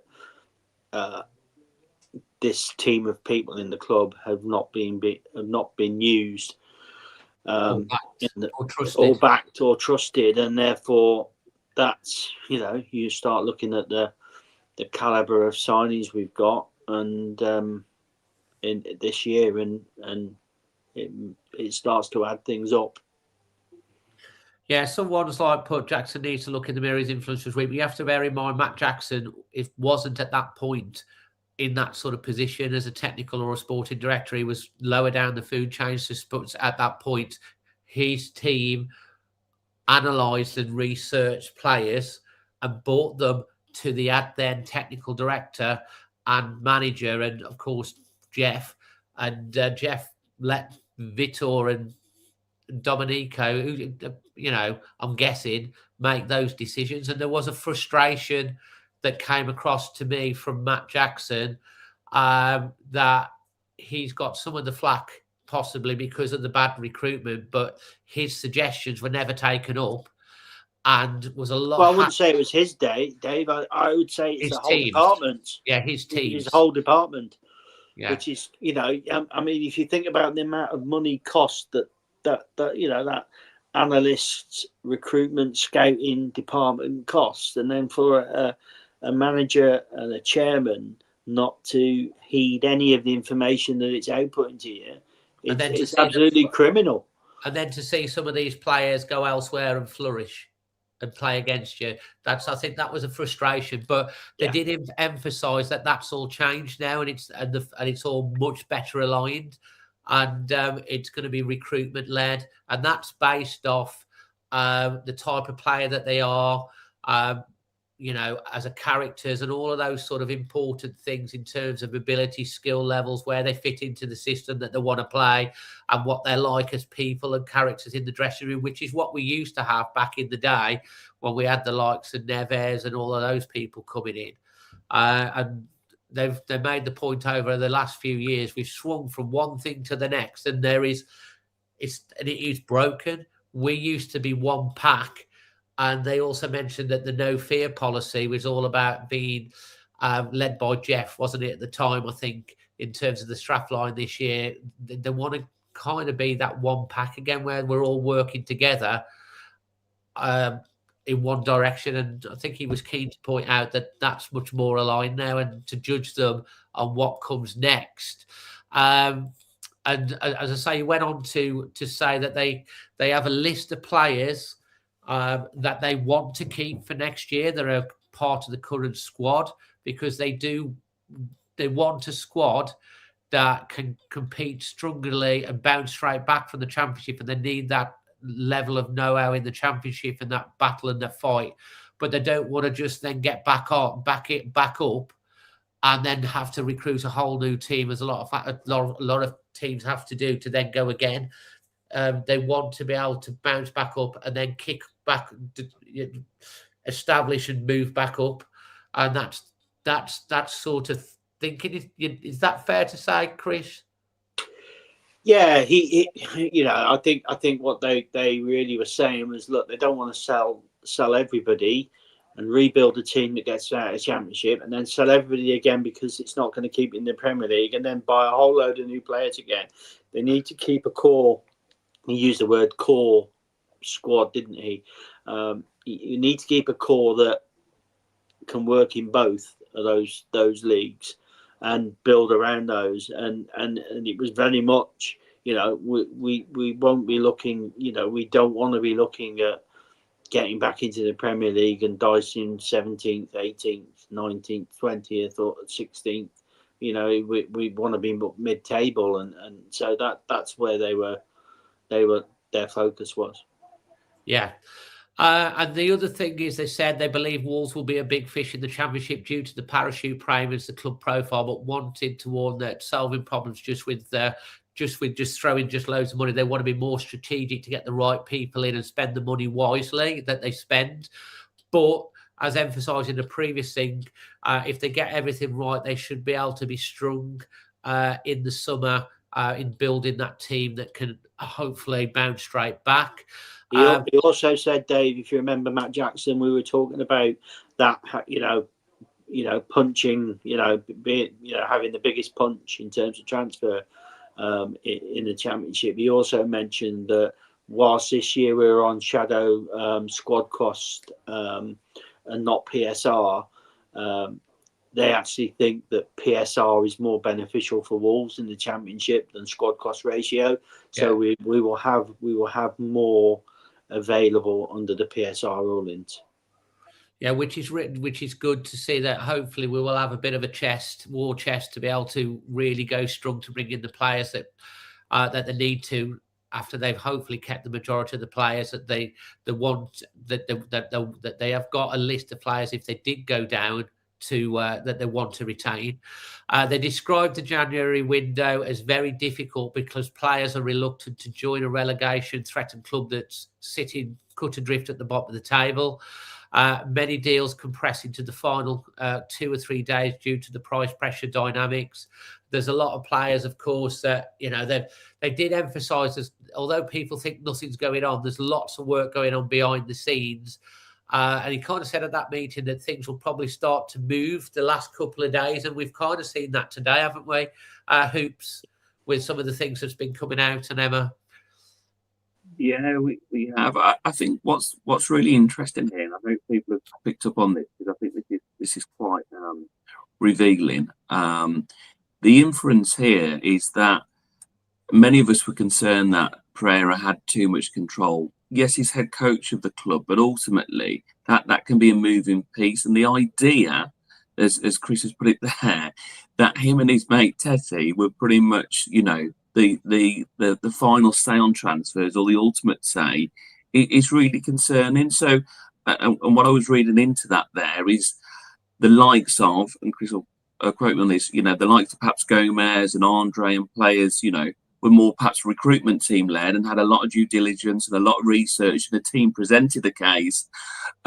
We know on those that are more valuable. So that doesn't really come as a surprise. I think it's a crazy situation that you're a Premier League football club and you give Victor Pereira, who had a few runs on the go, all of this power and command, and you disregard the analysts and the recruiters and those that are scouting in person and online. I did find that bonkers. I just think that's really telling. But they don't have to go into that detail. But I think they've been very transparent there, and I think you have to give them credit for that. And I think it gives us a real context as to why the summer transfer window was, let's be honest, as shambolic as it was. You're right in terms of the transfer window heating up now, and as time of recording, I haven't checked social media since I've been on here if there's any more news, but we expect Armstrong to go over the line and Larson out. So we'll see what comes of tomorrow. But yeah, I think that, to me, that's one of the most telling things from this meeting in terms of many of the concerns I had was with the recruitment policy. So if it's more aligned, it's more team led and more on a collective rather than one or two person having overall say, then hopefully they'll learn the lessons, and then we'll see some more wiser signings and more favourable signings than we saw perhaps when Hobbs maybe lent on a team as opposed to all control going to the head coach. But yeah, time will tell. Let's see who comes over the line. Time of recording tomorrow, isn't it? I think Hoops as well. There's another factor as well. I think if you now look at what has now previously departed as a very, very weak chairman, who perhaps didn't really know what he was doing, who made a managerial appointment in Pereira that, went like this in the first few months and saved our bacon, and everybody was like, yeah, this is the way to go. He's thrown all his chips in there with somebody that didn't really, and backed him to the hilt, and he's probably caused the whole thing in doing it because he just didn't have the footballing knowledge to do it. You're right, and I think he's very twin, hasn't he? It's such a reactive situation. He's lost his sense and gone, actually, you might be doing quite well, but let me speak to the team, let me speak to the knowledge in the camp.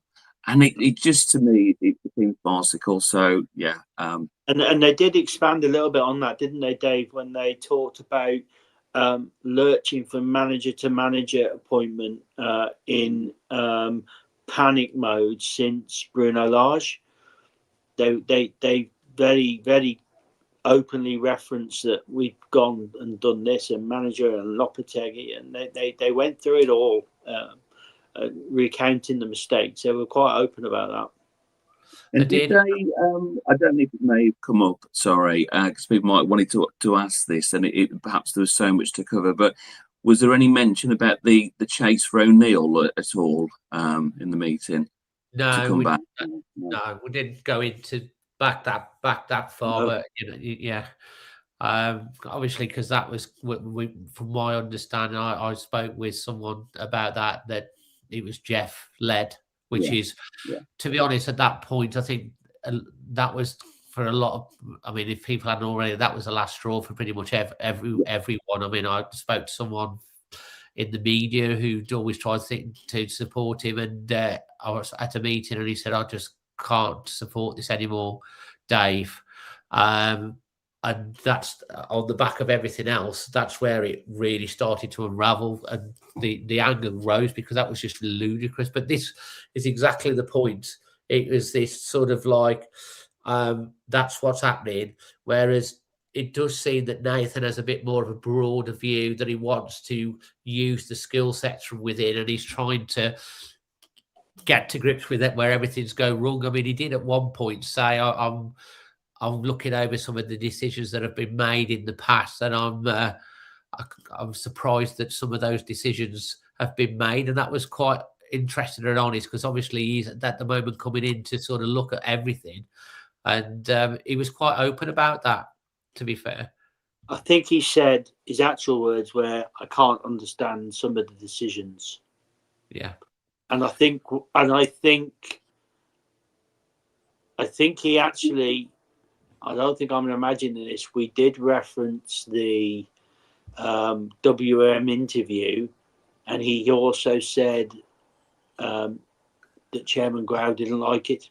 No, didn't like it at all. He also said that Chairman Grau even watches every single game, even if it's 4 o'clock in the morning. He watches every single match. Emma, any thoughts on that from you? Just listening to all of that. Anything you want to add in? We'll move on.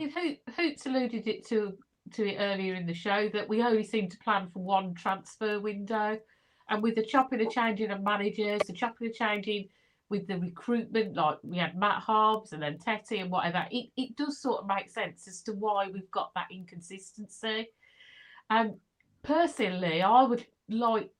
I mean, I know Brighton do this. I would quite like Wolves to adopt an identity.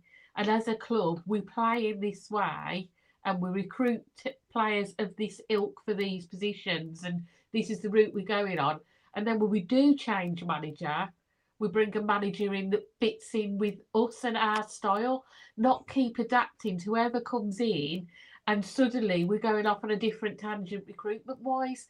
Because we have chopped and changed managers, we're not getting that consistency. And I think that's really important going forward, that Wolves have, this is us, this is our identity. Anyone coming in, you fit in with that. Otherwise, we're going to be in the same position again. You got the impression that was something that they were trying to get, which is why they're trying to put this strategy together. And there's a lot being done behind the scenes that probably people don't see. Also, agents was brought up in the relationship with George Mendes, Gestitute. It was raised up by everyone in the meeting whether Mendes' relationship is back and whether it benefits Wolves. The club responded that the relationship was never as good or as bad as fans think. Regular contact continues. Mendes, of course, Fosun owned 25% of Gestitute, said Mendes Gestitute can be helpful, but they are also commercial actors and not always aligned with Wolves' interests. The club position is they do not rely on one agent 100%, but like to keep good working relations. And obviously, Mendes has been involved in the deal that's with the Strand Larsen deal that got brought up. In fact, whilst we were in the meeting, Chris was sitting pretty close to Matt Jackson. His phone was going off all the time, wasn't it, Chris? He took a phone call from the agent of Strand Larsen. He went out and we asked him at the end, what did you say to him? He says, I've got an important meeting. I'll call you back later. But he took a lot of calls. But they did emphasise that although particular agents might represent particular clubs, sometimes as agents like Mendes will come in as a middle person to sort of get both parties to agree. And that's kind of the role that Mendes, I think, Chris has taken with the Strad Larson deal, isn't it? Yeah, they used the word intermediary, didn't they? He comes in and tries to ensure that the deals get made and smooths out the issues between two different agents. And he also, I think, he said that he knew Jorge Mendes and Valdir. He referred to him as Uncle George, didn't he, or something like that? He did, actually. Which is a bit humorous. You got a little bit of humour from Nathan, actually. And when he was brought, he went, Uncle George. And he had a bit of a laugh. So he's got a little bit of a sense of humour as well, which is, we're all human beings and stuff. It's good to see, because you never really, I mean, I don't know whether Jeff cracked a joke when you were in meetings with him or what his thing was, or very, very straight-laced, but he did seem to be quite a human type of person, that he got a sense of humour as well, which I don't know what Jeff was like, because you had the meetings with him. So that's, again, I don't really recall Jeff making a joke when I've been with him. He smiled a lot, but I now think that was probably just wind. I think that's probably good, just wind. So basically, basically saying that. He also said, just pointing out there, he said that because people have said when he did his initial video that he was AI. He actually said, as you can see on 3D, I'm not AI generated. So another example there of his sense of humour that he's got. So he kind of seen all the comments about him being AI, and he did make a sense of humour on that one. Chris we'll move on to the next section, which people might want to Q&A. Well, you can Q&A all of it at the end anyway. Commercial initiatives was talked about, pseudo retail, esports, etc. Again, the Fan Alliance raised these points, all of the channels and podcasts. We've said that the club priorities, we stated the club priorities feel scattered. Some initiatives appear to use the Wolves brand without clear benefit to the football club. Was asked about the kit supply, worry about the margins and the value extraction. There was a lot of talk about esports and the skepticism about the benefits and the way they use the Wolves brand. Nathan talked about this, that there's kind of, he said that Jeff had this with all the departments, an entrepreneurial focus, so they're all off going doing their own things. His strong internal message that he said he is sending to all the departments within the club is focus on football first and foremost, i.e. get the primary focus back on the football team, on the football club. I don't know if you want to add in on that, Chris. I think he said a little bit more than that, Dave. He actually said this is a football club. It's not an esports club, and it's not a clothing manufacturer or fashion accessory thing. He said we're a football club, and we need to get back to being a football club. Yeah, which again I thought was quite a good line. Sudu was described as being more independent. Arrangement is economically driven. It's not a charity, and the leadership claimed the financial return for Wolves is better than many assume. They did ask around the table what we thought of the quality and the pricing structures, and pretty much everyone around the table had a say and were happy with a lot of the quality. It was emphasised that the likes of Nike and Adidas and all of those were not big enough really, and if we did have them, we'd only have a choice of 2 kits, whereas with the Wolves there is bespoke. And Chris, me and Emma were all recently, a couple of weeks ago, at a meeting with Sudu and the people from there, talking to around about 50, 60 fans about next year's, not saying what the kit is, about the range of different things that people were looking for. Emma, for example, raised the point there needs to be a better range for women, because, they go to buy things and they just don't fit them properly. There's a lot of things that were talked about that. So there is that sort of two-way process going on there. As I say, Chris and Emma both sit on the retail group on that. I'm sure that they'll delve more into that in their respective groups. Esport. I think Dave, he kind of a little bit more on that. They made it clear that the Sudo agreement was a commercial agreement. Yeah. And they made it very clear that there's 2 years of that to run, and they hadn't made any decisions whether that was going to continue.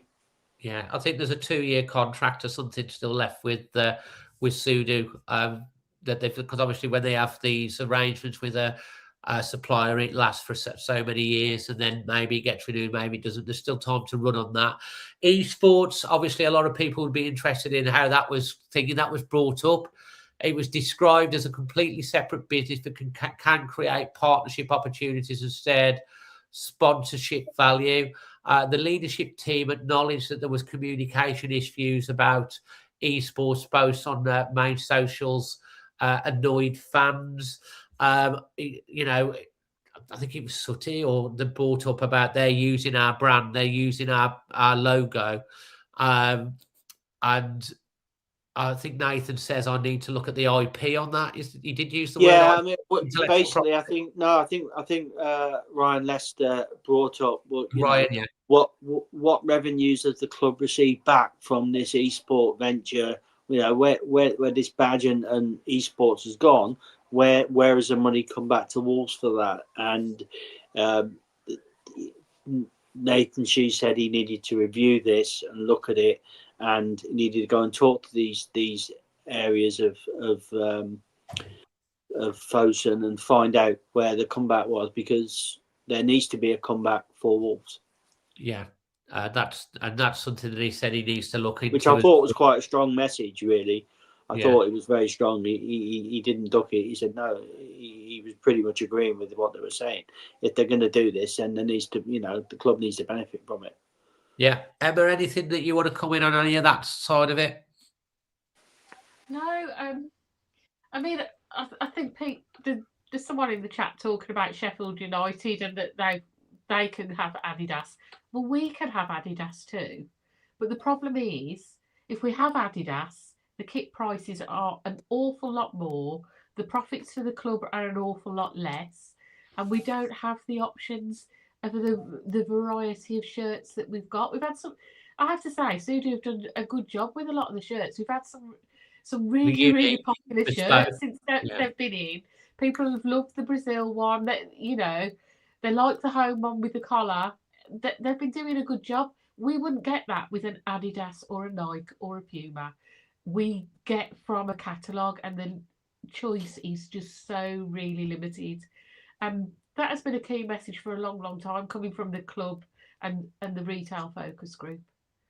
Yeah, and they did say as well that the first year kit and stuff like that, there's some things they raised to the people at Sudo, and they took a lot on board to improve it. And don't forget, all of the kits, the Sudo kits, they're all designed to the specifications as well, and in liaison with the players. So the players have been involved in the in what they want as well. So, but they are wanting to try and keep things as low price, because you can see some kits on a lot of clubs are a lot more than the kits that we have. But obviously, you'll have to keep a focus on that. There's been a lot of work going on the 150th anniversary kit for the last 18 months, so it'll be interesting to see what they are and what range of stuff that they come out. But they do liaise with supporters.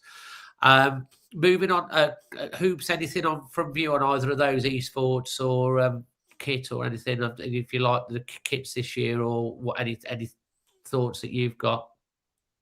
I do no real strong opinion. I think the esports thing, it's kind of probably been another stick to beat Fosun, and that rightly or wrongly, hasn't it? So, but also I think, there needs to be some clarification about where that sits within the business, because ultimately we don't want anything to take the eye off the ball from what's most important. And I've got no issues with the kits, and Emma's right. I know a little bit about kits and what goes into it, and and clubs are basically offered different levels depending on, you know, what Man United will be offered will be different to other teams, and supply and demand and so forth.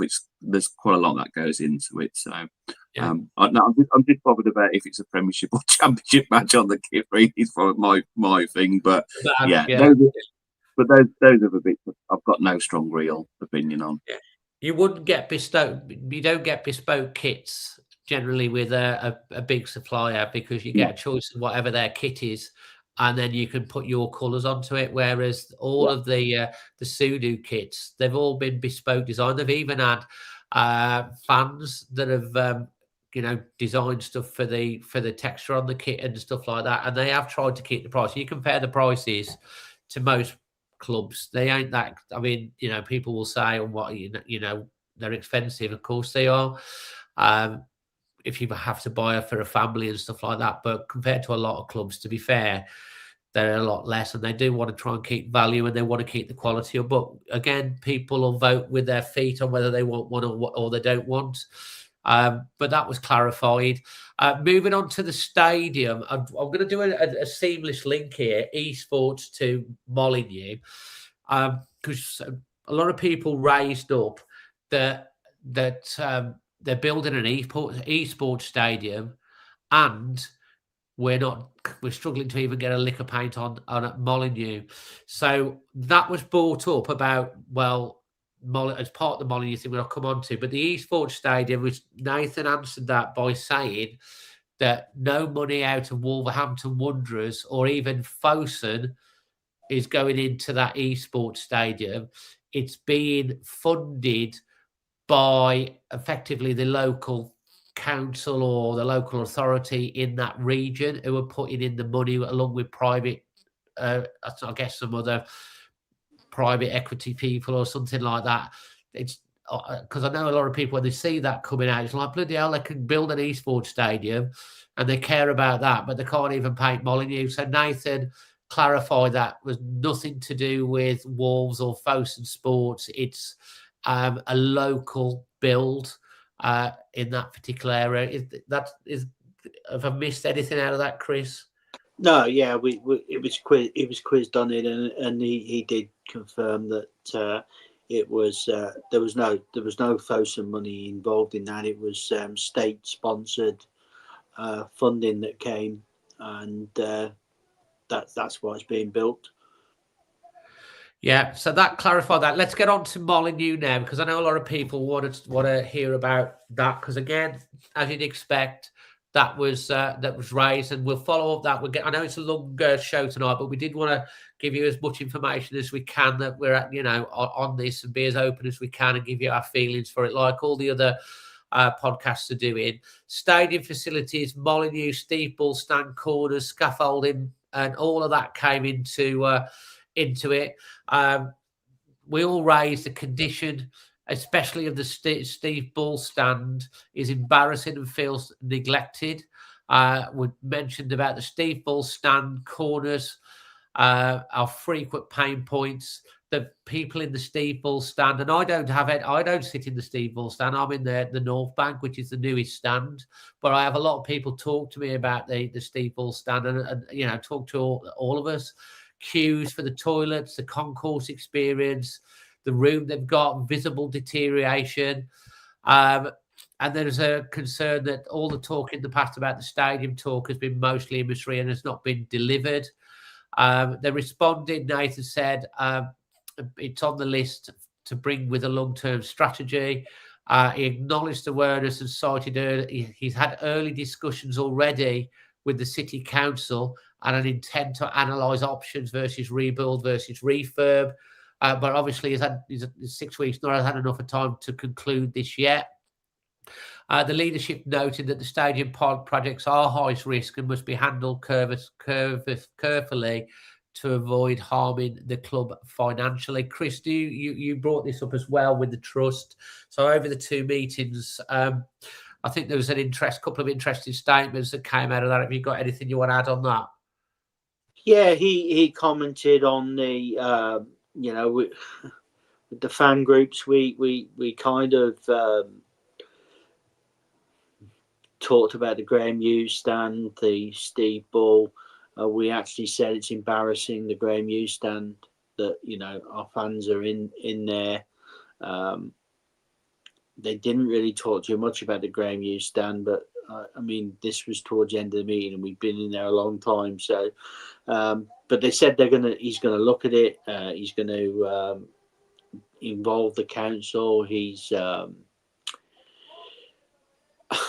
talked about getting an expertise, and you know, in the trust meeting, we did talk about the non-executive directors, and one of those two guys is has a construction background. He said that he'd lean on his expertise to look at what the art of the possible was. Yeah. So he also, I think he's been and had a look at, like you say, he's been and had a look at it, hasn't he? And a bit of a look at it as well. So it's something that's come on his radar. But yeah, he's definitely not oblivious to the state of, certainly in the trust meeting, he commented on the state of some of the bits of the Steve Bull stand. He'd been to look at it before our meeting and had a look, and he agreed with our perception of it. Absolutely. Emma or Hoops, anything to bring into that? Yeah, I think the stadium's in a bit of a mess. I think there's possibly other things like getting the team right as well that are priority. For me, that's the first priority, is the team, but the stadium does need to be maintained. So, yeah, it needs to be it'd be interesting to see what they come back with. Yeah, it needs to be a good experience for everyone in every stand. We emphasise the point: the match day experience for people in the Steve Bull is not great. I think I'd also like to add, Dave, a little bit about his time at Club Med, because I wasn't aware of it until we met the fan groups, and he did quantify a bit of that.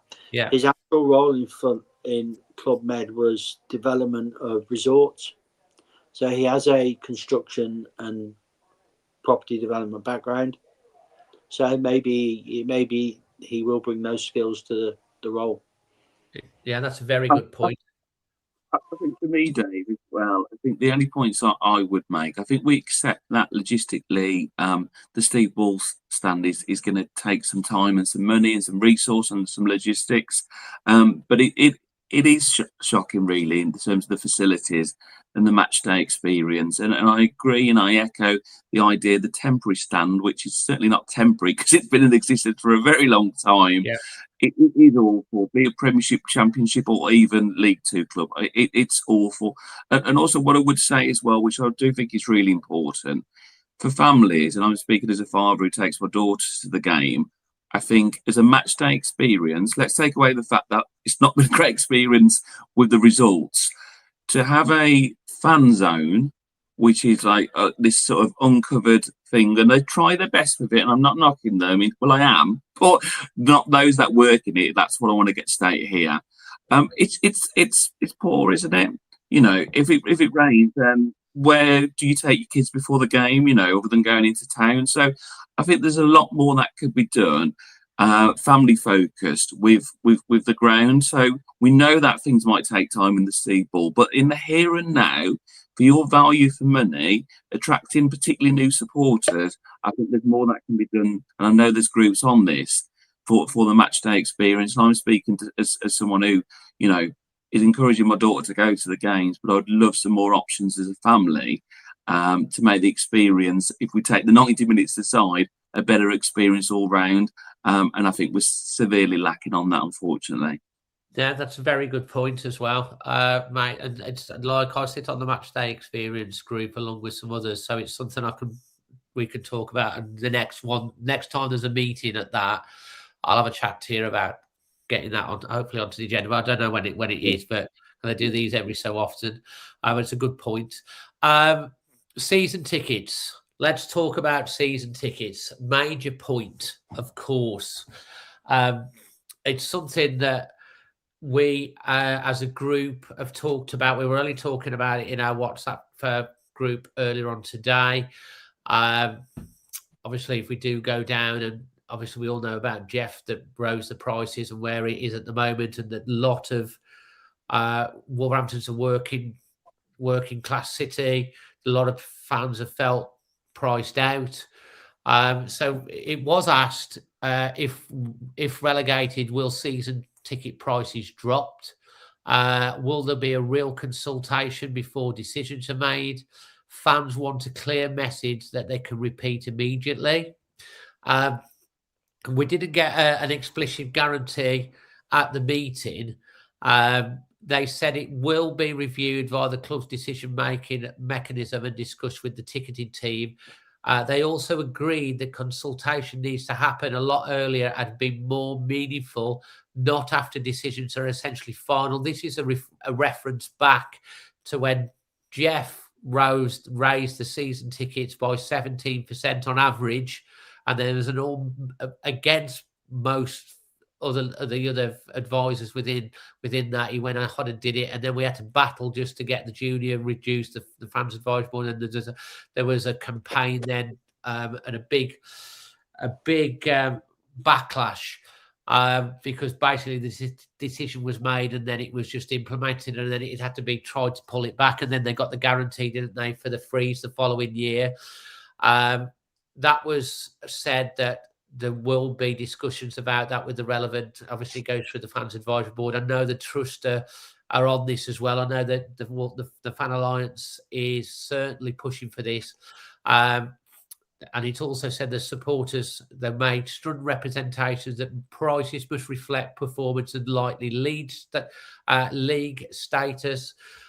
Look, my general feeling on that, and I think most, and Chris can give his points, there was an acknowledgement about that. I actually made the point. It's like, well, giving us something on season tickets, it isn't saying, well, we're going to freeze the prices, but you've got 3 extra games next year. It was strongly said that it has to be that we've been compared to what's the word I'm looking for? Compared? It's not compared, is it? Benchmarked against the likes of Aston Villa, and they're third in the league and we're bottom.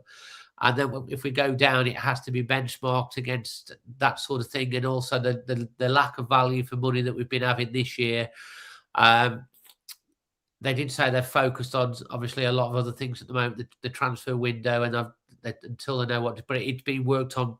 But so we couldn't get an actual confirmation there, but there was an acknowledgement, and that has to come sooner rather than later.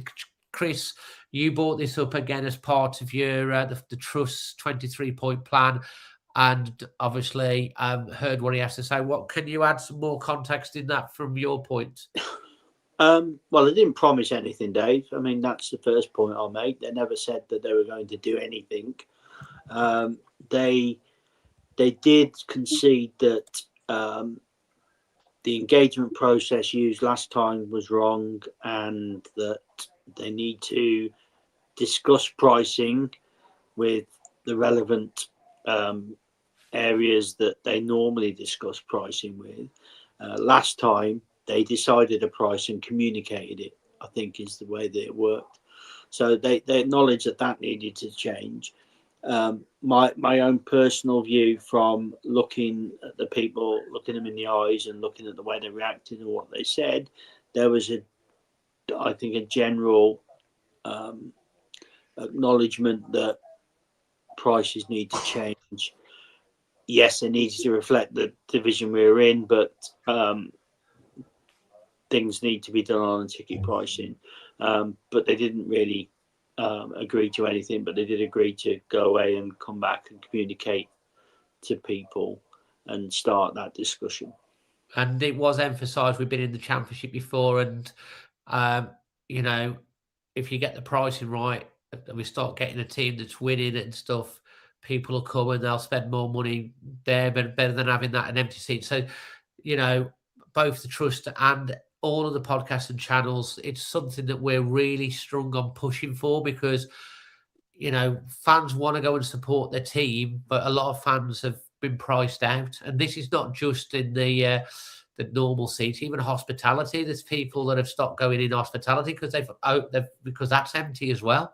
And that's not being sold, and hospitality has increased, but it's a bit wider than that, Dave. If I put my trust head on now and talk about the FSA and what they're doing on ticketing prices, there's things like digital ticketing that's coming in that needs to be looked at. There's also the concessions, the erosion of concessionary prices for fans, which is a Premier League strategy. And we need to really try and get under 21 tickets, over 65 tickets back reflected, because some of that was lost when we had the last pricing change. Yeah, so look, one to watch on that one. One more thing, Dave, which we didn't cover, but we definitely will be from a trust perspective. When you play in the Premier League, your away travel tickets are capped at £30. That doesn't exist in the Championship. As one of the big boys in the Championship, if we happen to go there, we will be absolutely right for those other clubs to charge our fans through the nose for tickets. Coventry City did it to Birmingham, I think, this year. And West Brom.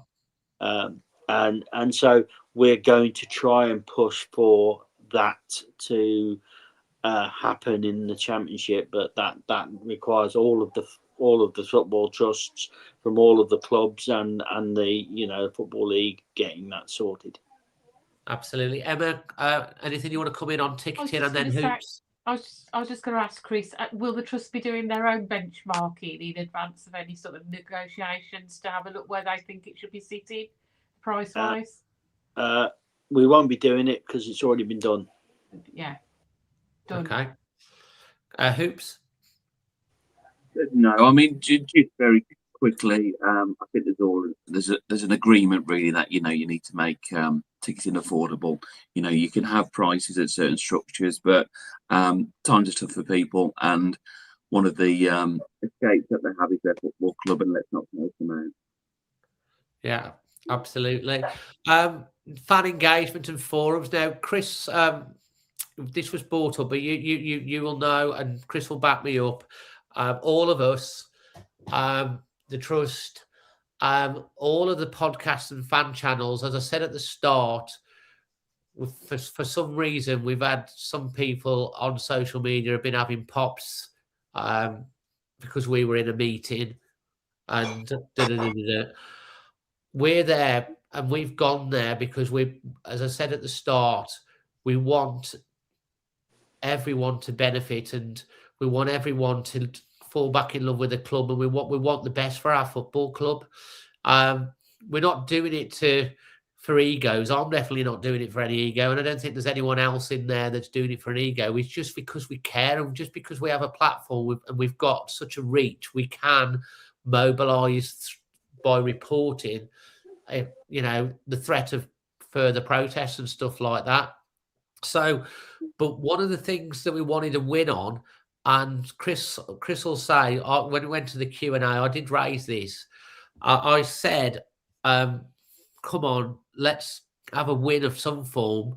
Bring back a commitment to bring back the fans forum, which is for not just for like the trust board to go to, and not just for us like that, run a fan channel, for you guys out of there, all you guys that are listening to this back or watching it back, or the people on social media that have a lot to say, for you guys to be able to rock up to an open event with Rob, with Nathan, with Matt Wild, and the two Matts with Max Communications, to be able to go like they used to have a proper fans forum, which would be at the club at Molyneux, and talk to the average fan that don't get the opportunity to go and ask open questions and look them in the eye and not have pre-scripted things.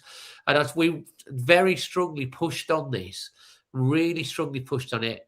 And I'm pleased to say that after a little bit of pressure, and I think it was brought up in the trust before, Max alongside Nathan kind of looked at Max and they gave us that commitment that they would bring that back. Max, who's doing it, he's director of communication and has got to make sure that everything goes out properly. He's a good guy.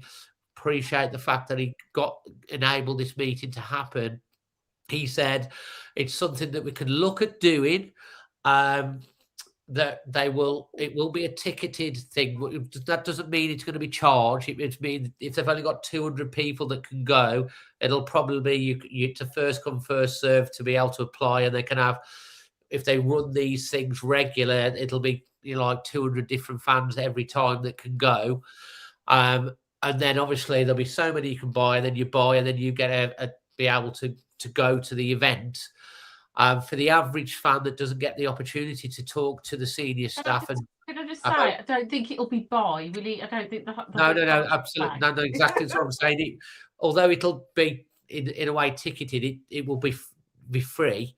It just means they can't just have 2,000 people turn up. They can only have 200 people, up to 200 people go, and there's a commitment to do that. And he said that they were going to talk to BBC Radio WM about working with them so that the fans that aren't there can listen to it live as well, even if you can't go. So for me, that's a big win. And that's us lot sitting in a room, not trying to have egos or anything, because we're sitting in there having tea and cake, trying to make sure that it's not just us, it's you guys that can go to something like this. And there's a commitment from the club. They gave a guaranteed commitment that they would look to facilitate that. Obviously, there's no timeline on that at the moment with everything that's going on, but it's something that they're going to look to do. So I feel quite positive about that. It was also brought up about the fan advisory board, because there's good people on the fan advisory board. The people on the fan advisory board get elected from the individual fan groups that they've got, which anyone can apply to be on. But we didn't feel that there was enough two-way communication coming back to the fans, and a lot of fans see it as a tick box. Matt Wall said it's definitely not a tick box because we get a lot out of it. And I said, that's great that you do, but a lot of fans feel like it's just a tick box. I know who the people are. The minutes are hidden on the website. They should be put on the front page and stuff like that.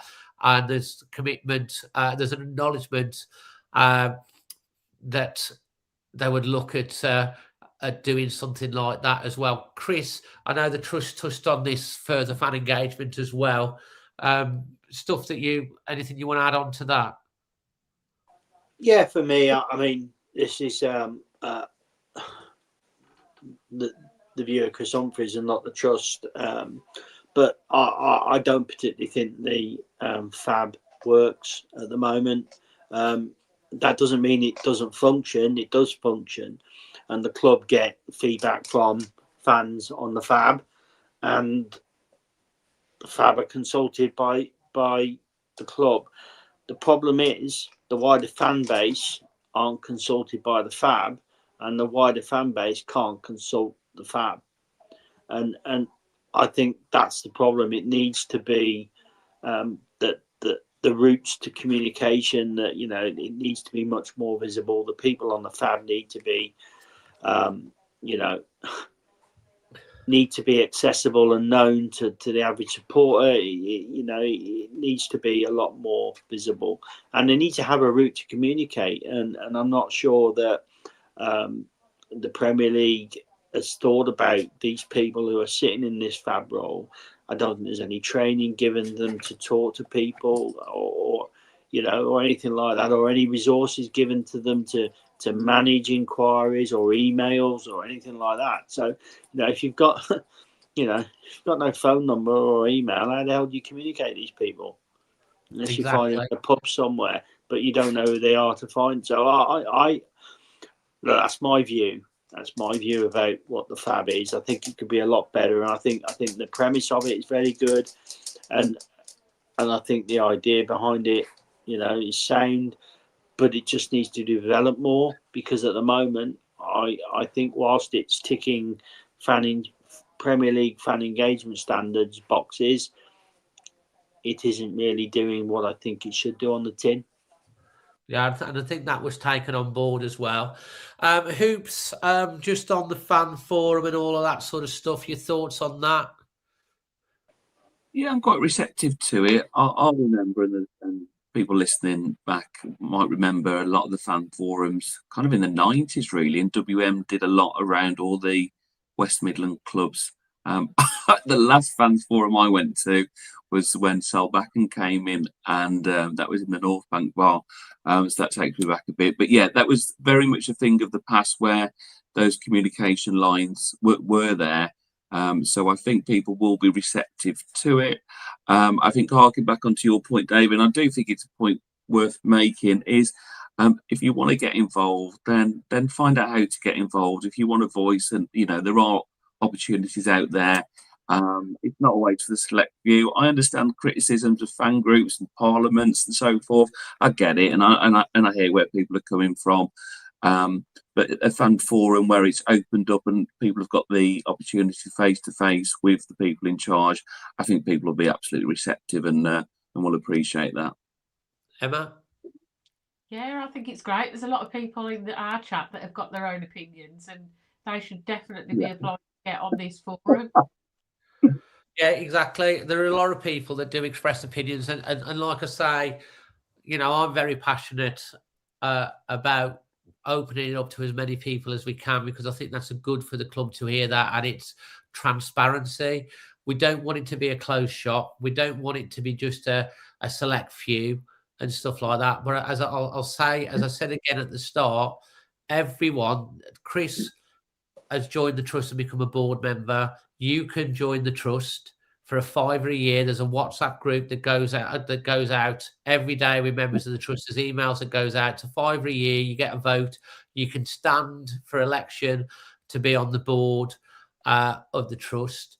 Obviously, we're just a fan channel, and we try and give as many people the opportunity to have their view as possible. I have my own opinions on things like every other fan, of course, on whether I like something or whether I don't, or whatever, because I'm just a fan, and we're not all going to agree.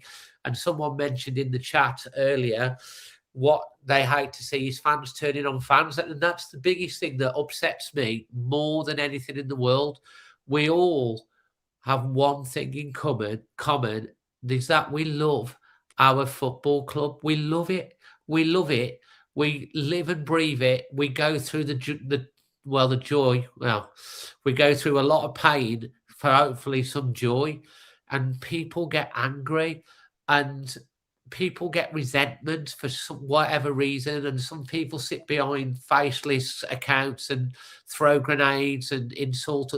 I just don't like it. I just want us all to realise that essentially we all want the same thing, but we're not robots that are just AI bots. We've all got different views. That is called being human. But the biggest thing that we have to remember is our humanity. And you can strongly disagree with someone and have an opinion, but you should respect and still have that kindness. And I don't know why people have to be nasty. I just don't understand being nasty, because the second you back your argument up with being nasty, you've lost the argument. So disagree, make your point, be respectful, and then we're all in a better place for it. And as I say, everyone round that table on Thursday night, they become my friends. We all do the same thing. We all have our own thing. There's room for everyone to have their own podcasts and stuff like that. Everyone was there for the same reason, and we talk every day in our group to try and get the best outcomes for everyone else. And if we could get this forum, which they've committed to, then it means that you guys can go to one of these meetings, and I hope the club will follow through on that. So please, instead of if there's any people that go on socials and have a go at what we've done at this meeting, have a think about the reasons why we're doing it, that we are human beings with families and stuff like that. Just think about what you're saying, because it's been so disappointing that we've done this and then there's been a backlash, and we're trying to be as transparent as we can. And we fully understand that we haven't got any major firm commitments and that people think we're just being fobbed off. And we made those protestations within the meeting. Fans feel they've been lied to, and lies was a word that was used, and misled over a very long period. So the trust has gone. They just don't believe it. And the only way that you're going to turn this round for the fans to really come on side is delivering on what you say and backing it up with actions. And it was emphasised strongly throughout the meeting and at the end that if actions are not followed through, then the protest side of things and the anger will come back. That's fair comment, isn't it, Chris? Yeah, I mean that was through both meetings. The you know, the thing was actions. You know, you we're getting words, and it was a process where words were used because it's a you know, a meeting and a discussion, but the fan base needs to see actions, and you know that will prove the words. And if they don't happen, it was made very clear to them that protests will continue, that the fan base will continue to show its unhappiness, and that wasn't just via the fan groups. The trust made it very clear that, you know, whilst you know, we were having dialogue, things need to change. Well, exactly. Things have to change, and that's the only way. This is a tanker. That's a big ship that's going to take a while to put down. I know people want answers and they want things to change now. The reality of it is that Nathan's got to come in and assess. One thing one thing I want to just to put in. I went to a meeting, Molyneux Meets. It's a networking meeting. It was at Molyneux on Tuesday. And I'll share this with you because this is a conversation I had. It was from a Wolves employee that works in a department at Wolves who was at this meeting. And I got talking to them and they come over to me and they says, "Oh, Dave," and stuff like that. And I got talking and I said, "So have you seen Nathan?" And they went, "Oh, yes, he came round to our department last week for an hour. He sat down with us, asked us how we all were there any issues, what our problems were, what could he do to help."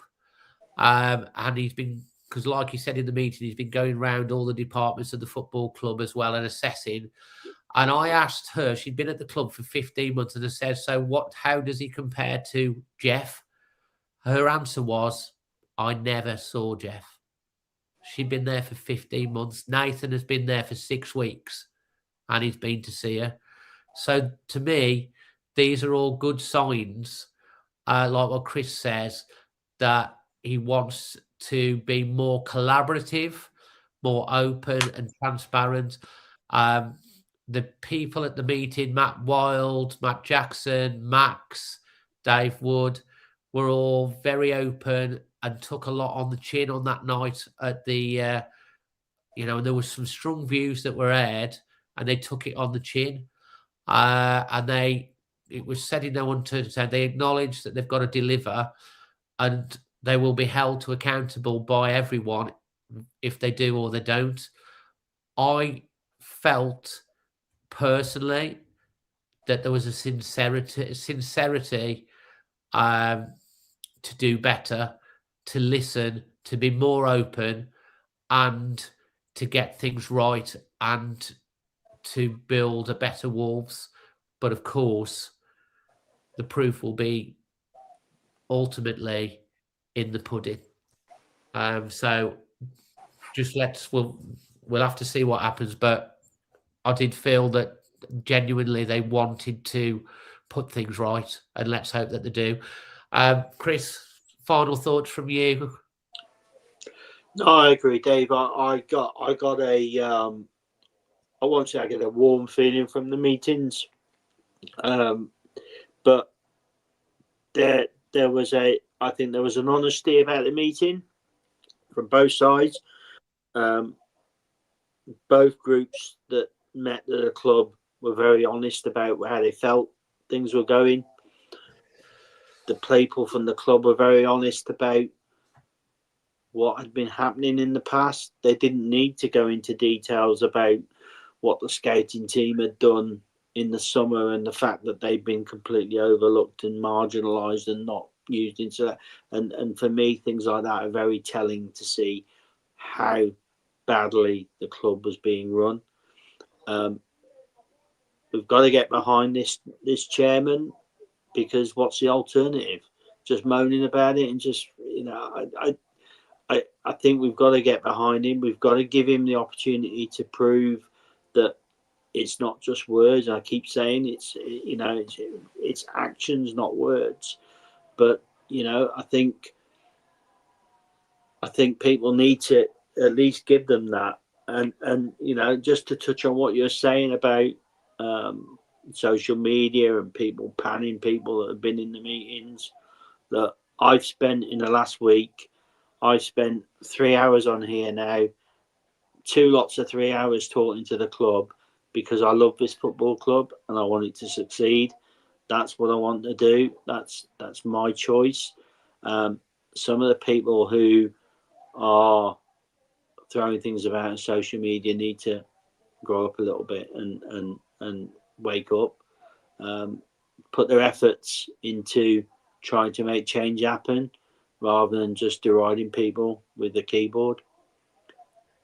Yeah, and that's it. As I say, get on to join the trusts, get involved with the fan groups, and obviously this meeting will happen and you'll have the opportunity to get on that. So just be aware that we don't want it just to be us talking about it. We want everyone to be able to engage, and hopefully that will come down the line. Hoops, final thoughts? Yeah, final thoughts. I think if to track back slightly, when I came on the call earlier this evening, I think what I wanted to put over is, we've got the line of communication. We need to keep that open. It's a start. It's a building block. I think, like many people listening, I'm fed up of falling out with this football club. And we know a lot of mistakes have been made. So let's just hope lessons have been learned. We can't change what's happened in the past, but hopefully we can influence what happens in the future. Absolutely. Emma, thoughts? Yeah, I think it's all positive. I think it's very clear that the intention is that they want us back in the Premier League. They're going to do everything they can. I just hope they've actually got the skills and the talents within that team to do it, and the knowledge that is needed to get us back up. Because for all the will in the world, it is a tough job if we go down to get us back up. But I do think the intent is there, and I do hope it succeeds. Fantastic. Listen, we've tried to give you as much insight into the meeting as possible, because I think it's important to clarify some things. Please give the respect to all of my colleagues from all of the fan channels. They are really good people that are trying to do the right thing. Fair play to Kieran at the OGP for stepping up. We, as a channel, we will always try and cover whatever the news is at Wolves, good and bad. I pledge that we will always give anyone the opportunity to come on here on a Sunday night and express their opinions. If you do want to get involved in extra time shows, whatever your views, just drop us an email at admin@alwayswolves, get in touch on socials, and we'll get you on a future show, because it's important to hear from as much people as the want. As long as you're respectful and to people, you can pretty much say what you want, and we will continue to do that. It is Emma's birthday in an hour. No. Oh yeah, an hour. Just over an hour, and she's got and we will be spending our day covering deadline day for you guys tomorrow. So happy birthday for tomorrow. Maybe we'll get that cake you never had at the Nathan Shi meeting. Yeah, we'll go for it. We'll get a cake or something like that, Look, we're hoping there might be some action happening. There looks as if there's going to be. We've had a here we go from Fabrizio Romano today about Angel Gomez, loan move from Olympic Marseille for 1.1 million and an option to buy for 7 million. This guy is a midfielder, attacking midfielder, came through United Academy, played for England at all levels, won the under-21, under-23 championships. He's played 4 times for England's senior team. So I think he played for England, Dave. He was very good when I watched him play. You watched very bright little player. Yeah, he was played when one of the games I went to Wembley. I can't remember which one, but he's very bright, and I was very impressed with him. So I'm kind of enthused by that signing. Yeah, that looks like a good signing. And then the other guy, I forgot his name now. Adam Armstrong. Adam Armstrong from Southampton, 7 million. We'll see if that happens. Obviously, Jürgen Strand Larsen's going out. I know people will think, oh, whatever, but he's a proven championship striker. 11 goals in 24 games plus assists this year. So these are the things that people have been asking for. I know why I haven't done, but as I say, things do start to move towards the end of the winter. We'll cover it all tomorrow. Loads of people wishing you happy 30th, Emma. Can I just add something on the birthday front? Yeah. Merv's in the chat. He's been moderating all the comments. Merv's our moderator. But we are birthday twins. It's his birthday tomorrow too. So happy birthday to Merv. Happy birthday, Merv, as well. Happy birthday, Merv. So let's hope we have some presents. Happy birthday to Merv. Now, Hoops, thanks. Hoops, I want to really thank you for coming on because I think I really got a lot of respect for you as a bloke. You always speak honestly and openly. You always could get some great opinions.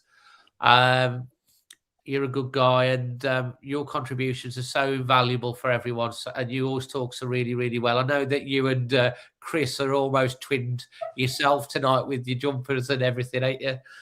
It is a bit more expensive than mine.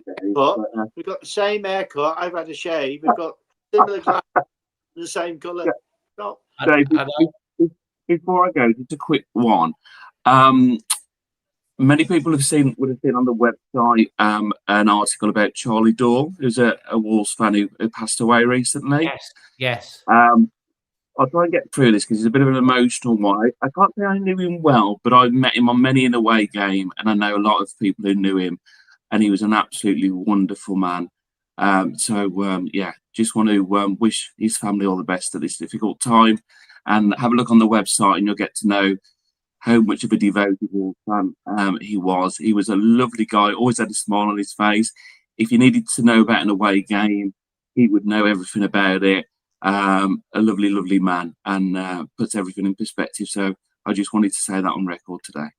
You're right. Things like that put everything in perspective.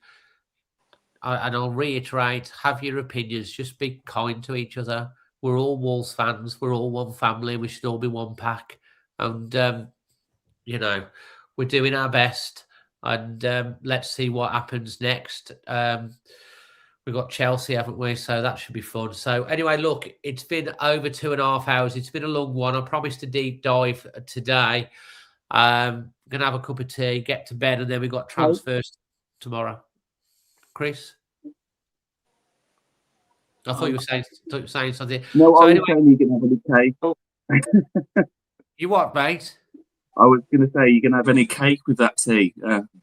Well, Emma says we're going to have cake for a birthday tomorrow because we definitely didn't get cake the other night.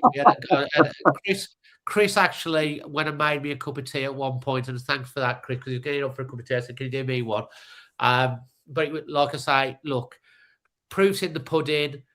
They know that protests and things will come back if they don't deliver. It's going to take a little bit of time. I understand the frustrations that people want action straight away. But, these things after 4 years of mess, these things take a bit of time to put right and to turn around. So they will be kept accountable. I know the trust will. Chris, if anyone wants to get involved with the trust, what do they need to do? If you go onto the trust website, I think it's wolves1877trust.co.uk. You can join up there as affiliate member associate member, for free. That doesn't get you voting rights, but you'll get to hear what's going on. If you want to become a member, I think it's £5 a year. And then that, obviously you can stand if you want to become a board member and get more involved with the club, or you can just have your say and vote and muck in with everybody else. Fantastic. And then, Emma, anything more happening with Girls in Old Gold? Well, I'm working away. Ladies are very welcome to join our lovely little Facebook group where we chat about everything Wolves. We've got a nice group going. There's quite a lot of ladies on there now, so come along. You just look for Girls in Old Gold on Facebook, and you can follow us on Instagram and Twitter. Fantastic. And I'm working on the website. I'm nearly there. And she's working on the website too. Guys, thank you in the chat today for joining us. Thanks for your patience. Hoops, thanks for joining us. Chris, brilliant insight, mate. Really, really valuable for people. Thank you so much. And Emma, have a wonderful birthday on deadline day tomorrow. Till the next one, always Wolves, everyone. Wolves.